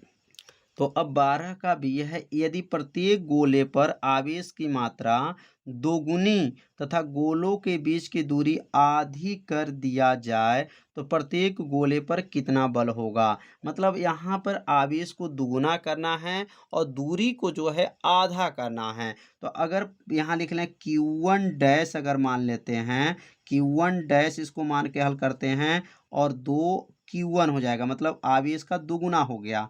और यहाँ Q2 डैश कर दिया जाए तो ये भी किसका माने आवेश का जो है 2Q2 का जो है दुगुना हो गया, मतलब ये Q1 आवेश का दुगुना और ये Q2 आवेश का दुगुना हो गया। और R डैश जो है ये आधा हो जाए, R/2 हो जाए, मतलब दूरी जो है क्या हो जाए आधा हो जाए। तो यह बल का सूत्र क्या बनेगा, यहाँ बल कितना होगा तो इसको लिखेंगे F डैश बराबर सूत्र क्या बनेगा 1/4 पाई एप्सिलॉन 0 और यहाँ क्या लिखेंगे Q1 डैश Q2 डैश बटा क्या हो जाएगा यहाँ पर R डैश का क्या होगा स्क्वायर। अब यहाँ पे मान को क्या करेंगे रख लेंगे, तो यहाँ लिखेंगे F डैश बराबर और यहाँ लिखेंगे 1/4 पाई एप्सिलॉन 0। Q1 का मान क्या है 2Q1, मतलब आवेश दुगुना हो गया, और यहाँ 2Q2 मतलब यहाँ पर भी आवेश दुगुना हो गया। मतलब प्रश्न नंबर 12 का जो ए था उसी आवेश का यहाँ दुगुना आवेश माना जाएगा। और R डैश कितना हो जाएगा यहाँ पर R/2 का क्या बन जाएगा वर्ग बन जाएगा। अब यहाँ लिखेंगे F डैश बराबर हो जाएगा, अब क्या बनेगा यहाँ पर 1/4 पाई एप्सिलॉन 0 हो जाएगा और 2 दूना क्या हो गया 4 Q1 Q2 बटा हो जाएगा R का वर्ग बटा क्या होगा 4, 2 का वर्ग 4 होगा, 4 कहाँ गया ऊपर, तो 4 ऊपर जाएगा तो 4 चौको 16 हो जाएगा। तो F डैश बराबर हो गया 1/4 पाई एप्सिलॉन 0 और 16 हो जाएगा, यहाँ पे क्या हो गया 16, क्या लिखेंगे यहाँ पर Q1 Q2 बटा क्या हो जाएगा R का स्क्वायर हो जाएगा। अब यहाँ पे क्या करेंगे, अब 16 को आगे कर लेंगे तो F डैश बराबर क्या बना 16 गुणे 1/4 पाई एप्सिलॉन 0 क्या बनेगा Q1 Q2 बटा क्या हो जाएगा R का स्क्वायर हो जाएगा। अब यहाँ लिखेंगे F डैश बराबर 16। अब यह पूरा मान किसका हो गया, तो यह पूरा मान EF का हो गया, क्योंकि प्रश्न नंबर 12 का ए जो है ए में हम लोग पढ़े हैं यह किसका सूत्र है, तो F का यह सूत्र बन गया। तो F का सूत्र क्या है 1/4 पाई एप्सिलॉन 0 Q1 Q2 बटा R स्क्वायर। अब यहाँ लिखेंगे F डैश बराबर, अब यहाँ लिखेंगे 16 गुणे और F का मान जो है निकला है, F का मान कितना निकला है 1.52, क्या निकला है 1.52 10 के पावर माइनस क्या था 2 था। यह किसका मान है, तो 12 के जो ए प्रश्न में हल किया गया था यह F का मान निकाला गया है। अब F डैश बराबर, अब 16 का गुणा 1.52 में करेंगे तो इसका उत्तर आ जाएगा 24.32 हो जाएगा और 10 के पावर जो है -2 हो जाएगा। अगर ये -2 को हटा दिया जाए तो F बराबर क्या आ जाएगा 0 ये दशमलव यहाँ आगे आ जाएगा 2432 क्या हो जाएगा न्यूटन हो जाएगा।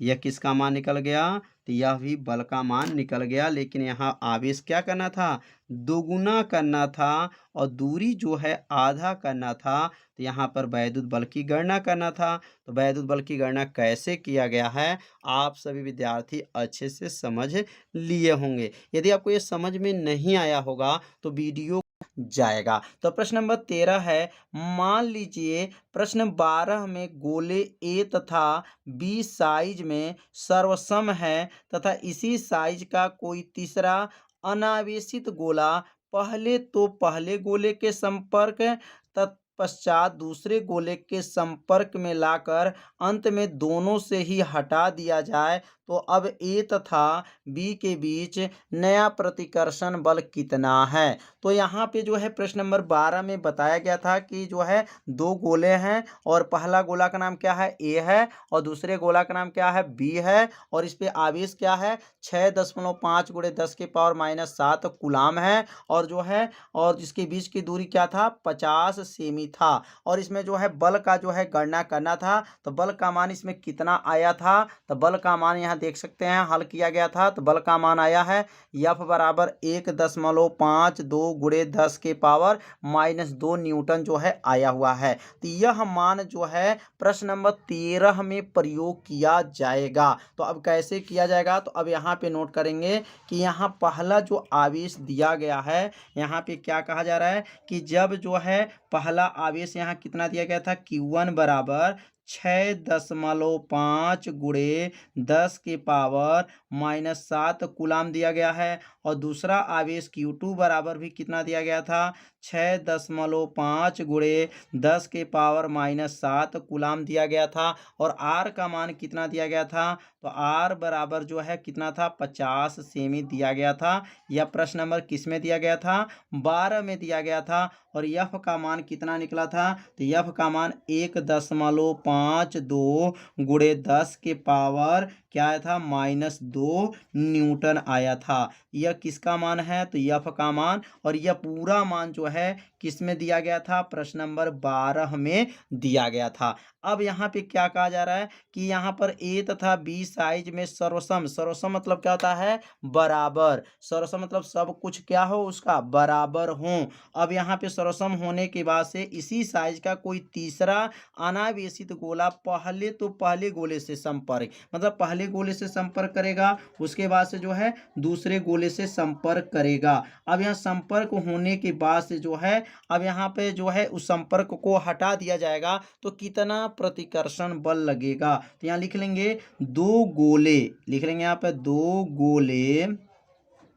क्या हैं, तो दो गोले जो हैं जो सर्वसम हैं मतलब बराबर हैं, सर्वसम हैं। सर्वसम मतलब क्या होता है, सब कुछ उसका क्या है बराबर है, सर्वसम है। उस पर तीसरा गोला लिखेंगे यहाँ पर, उस पर तीसरा गोला, पर तीसरा, उस पर लिखेंगे क्या, तीसरा गोला संपर्क में, तीसरा गोला संपर्क में लाया जाता है, संपर्क में लाया जाता है तो आवेश क्या हो जाता है, आधा हो जाता है, आवेश आधा हो जाता है, आवेश आधा हो जाता है। तो अब ए गोले की पर अब ध्यान देंगे, अब ए गोले पर आवेश क्या होगा, तो ए गोले पर आवेश तो कितना हो जाएगा आवेश, तो आवेश पहले क्या था Q था, तो Q/2 हो जाएगा। तो आवेश क्या हो जाता है, आधा हो जाता है। बी तथा सी लिखेंगे, बी तथा सी पर आवेश, बी तथा सी पर क्या लिखेंगे, आवेश। तो इस पे कितना आवेश होगा, पहले आवेश क्या था Q था, और Q का कितना हो गया इसका आधा, मतलब यहाँ Q/2 का क्या कर देंगे, आधा कर देंगे। मतलब यह B के लिए आवेश और इसका आधा जो है Q/2 आवेश का क्या कर देंगे, आधा कर लेंगे। जैसे यहाँ पर जो है A गोला है और यहाँ पे क्या है B गोला है, और यहाँ पे क्या है, यहाँ पे जो है बिंदु जो है इसके टोटल इसके बीच की दूरी कितनी है 50 सेमी है। इसकी टोटल बीच की दूरी क्या है? 50 सेमी है। तो एक बार ए के लिए और एक बार किसके लिए? बी के लिए। तो ए पर आवेश क्या बनेगा? q/2। कब होगा? जब दो गोले सर्वसम होंगे, मतलब बराबर होते हैं। तीसरा गोला जब संपर्क में लाया जाता है तो इसका आवेश कितना हो जाता है? आधा हो जाता है। और इसका आवेश मतलब इस आवेश को लेकर के और सी वाला आवेश को जो है तीसरा गोला जो आवेश का लेकर के आधा का क्या कर देंगे? आधा कर लेंगे। अब यहाँ पे जो है 2 में q का गुणा करेंगे तो क्या बनेगा? यहाँ पर 2q हो जाएगा प्लस q हो जाएगा, बटा में नीचे क्या है? 2 है और बटा में क्या है? यहाँ पर 2 है। यह 2 है और ये भी बटा में 2 है। अब कितना होगा? 2q aq मिलकर के क्या बनेगा? 3q। अब बटा में क्या हो गया? 4 हो गया। तो यहाँ पे जो है पहला आवेश इसको कहेंगे q1 और इसको कहेंगे क्या कहेंगे? q2। अब बल पूछा जा रहा है कि बल F1, इसको F डैश कर लेंगे। F डैश बराबर क्या हो जाएगा? प्रश्नवाचक हो जाएगा। अब यहाँ F डैश का सूत्र क्या बनेगा? तो F डैश का सूत्र होगा 1/4 पाई एप्सिलॉन 0 और यहाँ लिखेंगे क्या? q1 और यहाँ क्या होगा? q2 बटा क्या हो जाएगा? r का स्क्वायर होगा। तो यहाँ लिखेंगे F डैश बराबर 1/4 पाई एप्सिलॉन 0। q1 का मान क्या है? तो q1 का मान जो है q/2 है और q2 का मान क्या है? 3q बटा जो है कितना है? 4 है, बटा में क्या है? r स्क्वायर है। अब यह 3 जो है ऊपर है और 4 दूनी 8, मतलब यह आगे आ जाएगा। तो F डैश बराबर क्या हो जाएगा? तो F डैश बराबर यहाँ लिख लेंगे 3 बटा जो है 3/8 हो गया, गुणे क्या हो जाएगा? 1 बटा, अब 3 कहाँ से आ गया? यह 3 हो गया, 4 दूनी 8 हो गया। 1 बटा क्या है? 4 पाई एप्सिलॉन 0 हो जाएगा और यहाँ क्या लिखेंगे? q गुणे q बटा क्या हो जाएगा? r का स्क्वायर हो जाएगा। अब यहाँ लिखेंगे F डैश बराबर, यह पूरा मान किसका सूत्र हो गया? तो यह बल का सूत्र है। गुरुत्व जो वैद्युत बल का सूत्र क्या होता है? 1/4 पाई एप्सिलॉन 0, जो यहाँ पर पहला गोला है और ये दूसरा गोला का आवेश बटा r स्क्वायर, मतलब यह पूरा सूत्र किसका है? 3/8 हो जाएगा और यहाँ लिखेंगे F का सूत्र बन जाएगा। किसका सूत्र बन गया? F का सूत्र बन जाएगा। अब यहाँ पे लिखेंगे F डैश बराबर हो गया 3/8 हो गया और F का मान जो है निकला हुआ है प्रश्न नंबर 12 में। यहाँ देख सकते हैं प्रश्न नंबर 12 में जो है F का मान निकाला गया था 1.52 गुणे 10 के पावर -2 होता है। तो अब यहाँ पे जो है रख लेंगे यहाँ पर F का मान 1.52 गुणे 10 के पावर क्या है? -2 हो जाएगा। तो यह किसका मान है? तो यह वैद्युत बल का मान जो है। और यहाँ पे जो सूत्र बना है टोटल यहाँ से लेकर के यह पूरा सूत्र जो है किसका सूत्र है? F का सूत्र है। अब यहाँ पर 3 से गुणा करेंगे और 8 से क्या करेंगे? भाग कर देंगे। तो अब यहाँ पे 3 से जो है 1.52 में गुणा करेंगे तो यह आ जाएगा, यहाँ पे लिख लेंगे। अब इसके नीचे आप लोग लिख लीजिएगा F डैश बराबर 4.56 गुणे 10 के पावर -2, अब भागा में क्या है? 8 है। अब यहाँ लिखेंगे F डैश बराबर हो जाएगा और F डैश जब यहाँ पे जो है अब किससे भाग कर देंगे? 8 से क्या करेंगे? भाग करेंगे। तो 8 से भाग देने पे क्या आ जाएगा? 0 क्या लिखेंगे? 0.57 गुणे 10 के पावर -2 हो जाएगा। ये आप लिख सकते हैं यहाँ पर इम्प्लाइड लिख करके कि F डैश बराबर हो जाएगा 5.7 गुणे 10 के पावर -3 लिख सकते हैं। मतलब एक स्थान दशमलव इसका और -2 मिलके -3 हो जाएगा और इसका मात्रक क्या हो जाएगा? न्यूटन हो जाएगा। तो उम्मीद करते हैं आप लोग को यह प्रश्न आप लोग को अच्छे से समझ में आ गया होगा। यदि आपको समझ में नहीं आया होगा तो आप सभी विद्यार्थी जरूर कमेंट कीजिएगा। तो अब अगला प्रश्न सीखेंगे, प्रश्न नंबर 14। तो प्रश्न नंबर 14 है, चित्र में किसी एक समान स्थिर वैद्युत क्षेत्र में 3 आवेशित कणों के पद चिन्ह जो है दर्शाए गए हैं। तीनों आवेशों के चिन्ह लिखिए।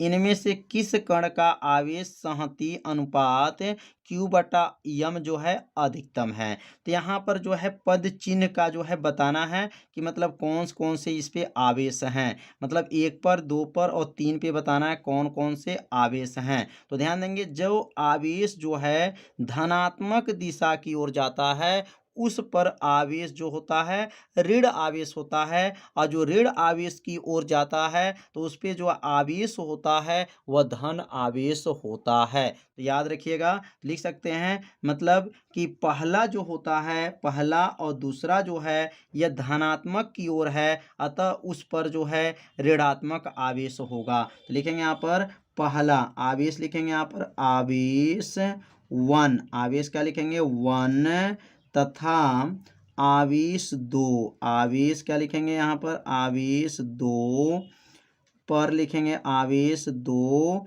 पर क्या लिखेंगे ऋण आवेश होगा, ऋणावेश होगा। अब क्यों आवेश होगा? क्योंकि वह धन की ओर जा रहा है, इसलिए उस पर जो है ऋणा आवेश होगा, यहाँ लिख लेंगे। और तीसरा भी क्या लिखेंगे आवेश जो है 3, जो लिखेंगे आवेश 3, यह किधर जा रहा है? तो आवेश 3 जो है वह ऋण आवेश की ओर जा रहा है, इसलिए उस पर जो है क्या होगा धन आवेश होगा। तो लिखेंगे आवेश 3 जो है कि ऋण धन आवेश होगा, क्या होगा धन आवेश होगा, लिख लेंगे क्योंकि आवेश होगा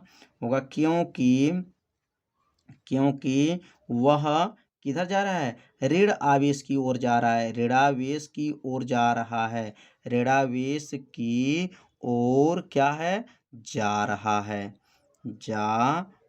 है। तो समझ में आ गया होगा। फर्स्ट ए और सेकंड जो है, फर्स्ट है जो आवेश और सेकंड आवेश जो है उस पर क्या है ऋणावेश है। और ऋणावेश क्यों है? क्योंकि वह धनात्मक की ओर जा रहा है, इसलिए वह ऋणावेश होगा। और जो आवेश 3 है वह धनात्मक होगा, क्योंकि वह ऋणावेश की ओर जा रहा है। मतलब जब माइनस की ओर जाएगा तो उस पर धनात्मक रहेगा, जो धनात्मक की ओर जाएगा उस पर ऋण आवेश होता है। अब इसमें दिया गया है इनमें से किस कण का आवेश संहति अनुपात Q/m जो है अधिकतम है। तो यहाँ लिख लेंगे आवेशित कण, लिखेंगे यहाँ पर आवेशित कण, लिखेंगे आवेशित कण 3, आवेशित कण जो 3 ऊर्ध्वाधर की ओर है, किधर है ऊर्ध्वाधर की ओर है, ऊर्ध्वाधर की ओर जो है अधिकतम विक्षेपित होगी, अधिकतम जो है क्या होगी विक्षेपित होगी, अधिकतम विक्षेपित होगी। इसलिए क्या लिखेंगे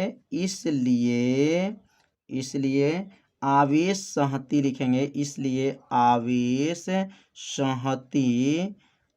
संहति अनुपात क्या लिखेंगे अनुपात Q/m जो है क्या है Q/m क्या है अधिकतम होगा, Q/m अधिकतम होगा।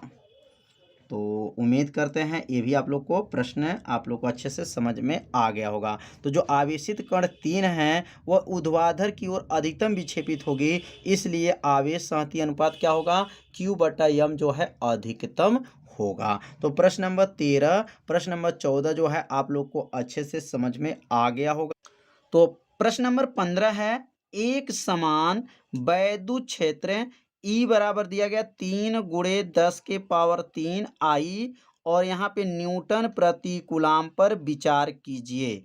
इस क्षेत्र का 10 सेमी भुजा के वर्ग के उस पार्श्व से जिसका तल YZ तल के क्या है समांतर है गुजरने वाला फ्लक्स क्या है। तो यहाँ पर वैद्युत क्षेत्र की तीव्रता कितना दिया गया है, यहाँ लिखेंगे वैद्युत क्षेत्र की तीव्रता E बराबर दिया गया है 3 × 10⁻, यहाँ 3 दिया गया है और यहाँ I है, और यहाँ पे लिखेंगे न्यूटन प्रति कूलाम दिया गया है। अब वर्ग की भुजा कितना दिया गया है, तो लिखेंगे यहाँ पर वर्ग की भुजा। तो वर्ग की भुजा बराबर प्रश्न में दिया गया है 10 सेमी है, क्या है 10 सेमी है। तो यहाँ लिखेंगे 10 सेमी। अब इस सेमी को जो है किस में बदलेंगे मीटर में बदल देंगे। तो यहाँ लिखेंगे 10 और सेमी की जगह पे क्या लिखेंगे 10⁻² हो जाएगा। अब क्या बन गया मीटर हो जाएगा। अब यहाँ पर जो है एक घात यहाँ पे दिया गया, कितना घात है यहाँ पर, एक घात में से दो घात को घटा देंगे तो क्या बचेगा यहाँ पर 10 के पावर माइनस एक घात हो जाएगा और यहाँ क्या लिखेंगे मीटर हो जाएगा। तो 10 के पावर क्या है माइनस एक घात और क्या बना मीटर हो गया। यह किसका मान आ गया, वर्ग की भुजा का मान आ गया। अब यहाँ पे लिखेंगे वर्ग का क्षेत्रफल। तो वर्ग का क्षेत्रफल का सूत्र क्या होता है, तो यहाँ लिखेंगे वर्ग का क्षेत्रफल बराबर होता है, सूत्र लिख लेंगे यहाँ पर भुजा का स्क्वायर। तो यहाँ सूत्र लिख लेंगे वर्ग का जो है क्षेत्रफल होता है भुजा का स्क्वायर होता है। अब यहाँ भुजा का मान क्या आया है, तो भुजा का मान जो है 10 के पावर माइनस एक आया है। अब पावर क्या हो जाएगा, दो घात हो जाएगा। तो माइनस एक का गुणा जब दो में करेंगे तो क्या बन जाएगा, 10 के पावर जो है माइनस दो हो जाएगा। और क्षेत्रफल का मात्रक क्या होता है, मीटर का स्क्वायर होता है। यहाँ पे किसका मान निकालिए, वर्ग का क्षेत्रफल का मान निकल गया। अब यहाँ पे प्रश्न में कहा गया है वाई जेड तल। अब क्या लिखेंगे, वाई जेड तल के लिए क्षेत्रफल निकालेंगे। तो यहाँ लिखेंगे वाई जेड तल के लिए, तल के लिए। तो अब वाई जेड तल के लिए जब निकालेंगे तो यहाँ पे क्या होगा, तो यहाँ देखेंगे वाई जेड है, यक्स नहीं दिया गया है। तो यक्स अक्ष को आई कहते हैं, वाई अक्ष को जे कहा जाता है और जेड अक्ष को के कहा जाता है। तो यहाँ वाई जेड जब कहा जाएगा, इसमें यक्स नहीं है तो आपको याद रखेंगे आई हो जाएगा। क्या बनेगा यहाँ पर 10 और यहाँ 2 रहेगा और इसके बगल में आई लिख लेंगे और क्या बन जाएगा मीटर हो जाएगा। तो यहाँ पर ए का मान क्या आ गया, 10 के पावर माइनस दो आई। अब आई कैसे आया, जब वाई जेड रहता है तो आई रहता है। अगर मान लीजिए यहाँ पर जेड यक्स रहता, जेड यक्स रहता तो यहाँ पर जो है वाई नहीं है तो यहाँ पे जे लिखते। तो जो यहाँ पर यक्स वाई जेड में जो नहीं रहेगा उसी के अनुसार लिखा जाता है। अगर वाई जेड है तो इसमें यक्स नहीं है तो इसलिए आई लिख देंगे। यक्स के लिए आई होता है, वाई के लिए जेड होता है और जेड के लिए के कैप होता है। यहाँ के कैप भी लगा सकते हैं, यहाँ पर आई कैप भी लिख सकते हैं। तो यहाँ पर आई कैप यहाँ पे क्यों लगाया गया, समझ में आ गया होगा कि तल कौन सा है, वाई जेड है। अब यहाँ पर फलक्स पूछा जा रहा है, फलक किससे दिखाएंगे, फाई से। और फाई बराबर जो है इसमें सूत्र क्या होता है आप सभी विद्यार्थी जानते होंगे। तो यहाँ पर समांतर की बात भी कहा गया है तो इसलिए थीटा के जगह पर 0 अंश लिखेंगे। क्या लिखेंगे, 0 अंश हो जाएगा। और फाई ई बराबर क्या हो जाएगा, प्रश्नवाचक हो जाएगा। अब फाई ई का सूत्र क्या होता है, तो फाई ई बराबर सूत्र होता है, फाई ई बराबर हो जाएगा यहाँ पर ई ए कास थीटा होता है। क्या होता है, ई ए कास थीटा होता है। अब ई का मान क्या दिया गया था, तो 3 गुणे 10 के पावर 3 दिया गया था और यहाँ क्या हो जाएगा आई हो जाएगा। और ए का मान क्या दिया गया था, 10 के पावर माइनस 2 जो है आई दिया गया है और यहाँ लिखेंगे कास हो जाएगा और थीटा का मान 0 अंश दिया गया है। अब यहाँ आई में जब आई का गुणा करेंगे तो बनेगा आई स्क्वायर हो जाएगा और आई स्क्वायर का मान 1 होता है। तो इसको कैसे लिख लेंगे, अब यहाँ लिखेंगे 3 गुणे 10 के पावर ये माइनस 3 घात में से 2 घात को घटा देंगे तो 1 घात हो जाएगा और यहाँ क्या लिखेंगे आई स्क्वायर हो जाएगा, क्योंकि आई में आई का गुणा करेंगे तो आई स्क्वायर हो जाएगा। और काश जो है 0 अंश का मान क्या होता है, तो काश 0 अंश का मान 1 होता है। अब यहाँ लिखेंगे 3 हो गया और 10 के पावर 1 का मतलब 10 हो जाएगा और आई स्क्वायर का मान क्या होता है 1 होता है और गुणे बगल में 1 हो जाएगा। सबका गुणा कर लेंगे तो 30 आ जाएगा। क्या आ जाएगा, 30 हो जाएगा। और इसका मात्रक क्या होता है, तो इसका मात्रक जो होता है न्यूटन, क्या होता है, न्यूटन मीटर का स्क्वायर होता है, न्यूटन मीटर का स्क्वायर। और जो है प्रति जो है प्रति क्या होता है, कूलाम होता है। ये किसका मात्रक होता है, तो फाई जो है ई का जो है मात्रक होता है। तो 15 ए जो है आप लोग को अच्छे से समझ में आ गया कैसे इसको हल किया गया है। तो इसे अपने कॉपी में क्या कीजिए, जरूर नोट कर लीजिए। तो प्रश्न नंबर 15 का जो बी है, प्रश्न नंबर 15 का बी क्वेश्चन क्या है इसी वर्ग से, मतलब जो वर्ग पहले था वही वर्ग है, इसी वर्ग से गुजरने वाला फ्लक्स कितना है। मतलब फ्लक्स इसमें भी पूछा जा रहा है, इसके तल का अभिलंब यक्स अक्ष से 60 अंश का कोण बनाता है। उसमें कोण जो है 15 का ए में 0 अंश का कोण बना था और इसमें कोण कितना है 60 अंश का कोण बना है। मतलब जो मान उसमें था सेम मान इसमें रहेगा, खाली कोण बदल गया है। तो ई का मान कितना था 3 गुणे 10 के पावर -3 था और यहाँ आई था न्यूटन प्रति कूलाम था। और क्षेत्रफल कितना आया था, तो क्षेत्रफल जो था 10 के पावर क्या था माइनस जो है 2 था यहाँ पर, और यहाँ पे जो ये +3 था, याद रखिएगा ये +3 है। यहाँ 3 गुणे 10 के पावर, ये 3 जो घात दिया गया है प्लस में है, और क्षेत्रफल दिया गया था 10 के पावर -2 जो है आई था, और क्या था मात्रक मीटर का स्क्वायर है। बस कोण बदल गया इसमें, पहले कोण 0 था, अब कोण जो है 60 अंश का हो गया है। और इसमें चुंबकीय वैद्युत फ्लक्स पूछा जा रहा है। वैद्युत फ्लक्स किससे दिखाएंगे, फाई ई से, और फाई ई बराबर क्या करेंगे प्रश्नवाचक हो जाएगा। अब फाई ई का सूत्र क्या होता है, तो अब यहाँ फाई ई का सूत्र लिख लेंगे। तो फाई ई का सूत्र होता है, फाई ई बराबर क्या होता है ई ए कास थीटा होता है। और यहाँ ई का मान क्या दिया गया है 3 गुणे 10 के पावर 3 दिया गया है, और ए का मान क्या दिया गया है, यहाँ पर आई चाहे तो आई भी लिख सकते हैं, आई भी है 3 गुणे 10 के पावर 3, यहाँ आई हो गया, गुणे कर लेंगे 10 के पावर -2 जो है आई हो जाएगा, काश कितना अंश हो जाएगा 60 अंश हो जाएगा। अब यहाँ पे जो है इसको हल करेंगे तो पहले 3 लिखेंगे, 10 के पावर 3 घात में से 2 घात को क्या करेंगे घटा देंगे। अब 3 घात में से जब 2 घात को घटाएंगे तो कितना घात हो जाएगा, यहाँ पर 1 घात होगा, और आई में आई का गुणा करेंगे तो यह बन जाएगा आई स्क्वायर, और काश 60 अंश का मान क्या होता है, तो काश 60 अंश का मान 1/2 होता है।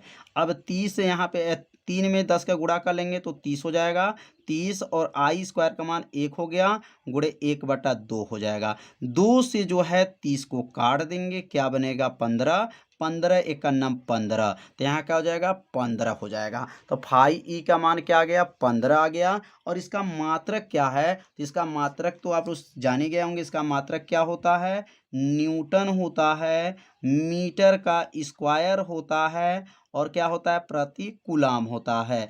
तो प्रश्न नंबर 15 ए और 15 बी में क्या है, बस कोण का अंतर है। उसमें 0 अंश दिया गया था और इसमें 60 अंश दिया गया है। बस कोण का ही बस जो है इसमें अंतर दिया गया। सेम क्वेश्चन है, जो है आपका आंसर जो है जैसे उसको लगाया गया है वैसे इसको भी लगाया गया है, बस उसमें 30 आया था और इसमें 15 आया है। तो प्रश्न नंबर 15 का ए, प्रश्न नंबर 15 का बी आप लोग को अच्छे से समझ में आ गया होगा। तो अब सीखेंगे प्रश्न नंबर 16। प्रश्न नंबर 15, अब देखिए प्रश्न नंबर 15 का भी इसमें भी प्रयोग है। तो प्रश्न 15 में दिए गए एक समान वैद्युत क्षेत्र का 20 सेमी भुजा के किसी घन से जो इस प्रकार विन्यासित है कि उसके फ्लक्स निर्देशांक तलों के क्या है समांतर है, कितना नेट फ्लक्स गुजरेगा।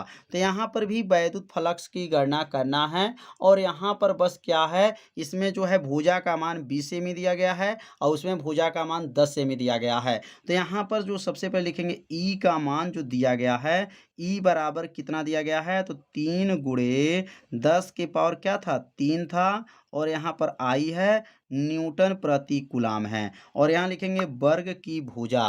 तो वर्ग की भुजा कितना दिया गया है, तो वर्ग की भुजा जो दिया गया है इसका मान इसमें कितना सेमी है 20 सेमी है। और प्रश्न नंबर 15 में जो है 10 सेमी दिया गया था, इसमें कितना है 20 सेमी है, और समांतर कहा गया। तो समांतर मतलब यहाँ लिखेंगे थीटा बराबर लिख लेंगे।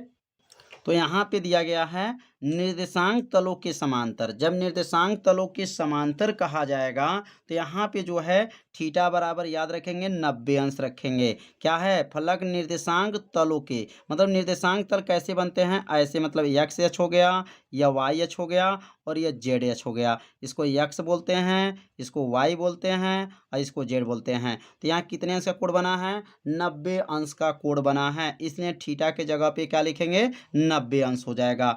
अब यहाँ पर फाई ई बराबर क्या होगा, फाई ई बराबर जो है प्रश्नवाचक हो जाएगा। फाई ई का सूत्र क्या होता है, तो फाई ई का सूत्र होता है, पढ़े होंगे आप लोग, क्या होता है, ई ए काश थीटा होता है। अब यहाँ लिखेंगे फाई ई बराबर क्या हो जाएगा, तो यहाँ ई का मान जो ई ही रखने दीजिए और यहाँ ए रख लीजिए और यहाँ काश क्या लिखेंगे, 90 अंश रख लेंगे।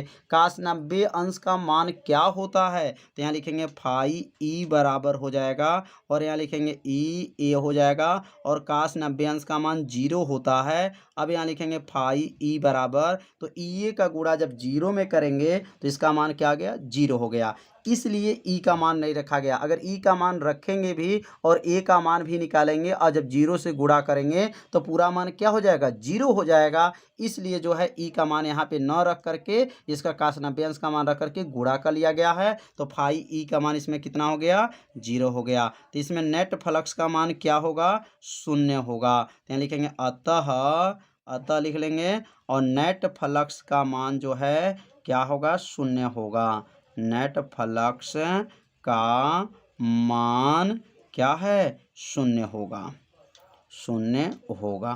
तो कैसे 0 हुआ, समझ में आ गया होगा। बहुत सरल भाषा में जो है बताया जा रहा है, जिसे आपको अच्छे से समझ में आ जाए। तो आज का ये वीडियो कैसा लगा, आप सभी विद्यार्थी जरूर कमेंट कीजिएगा, वीडियो को लाइक कर दीजिएगा और चैनल पे यदि आप पहली बार आए होंगे तो चैनल को सब्सक्राइब जरूर कर लीजिएगा। तो आज का वीडियो इतना ही रहेगा, मिलते हैं अब अगले भाग में, तब तक के लिए सभी विद्यार्थियों को नमस्कार।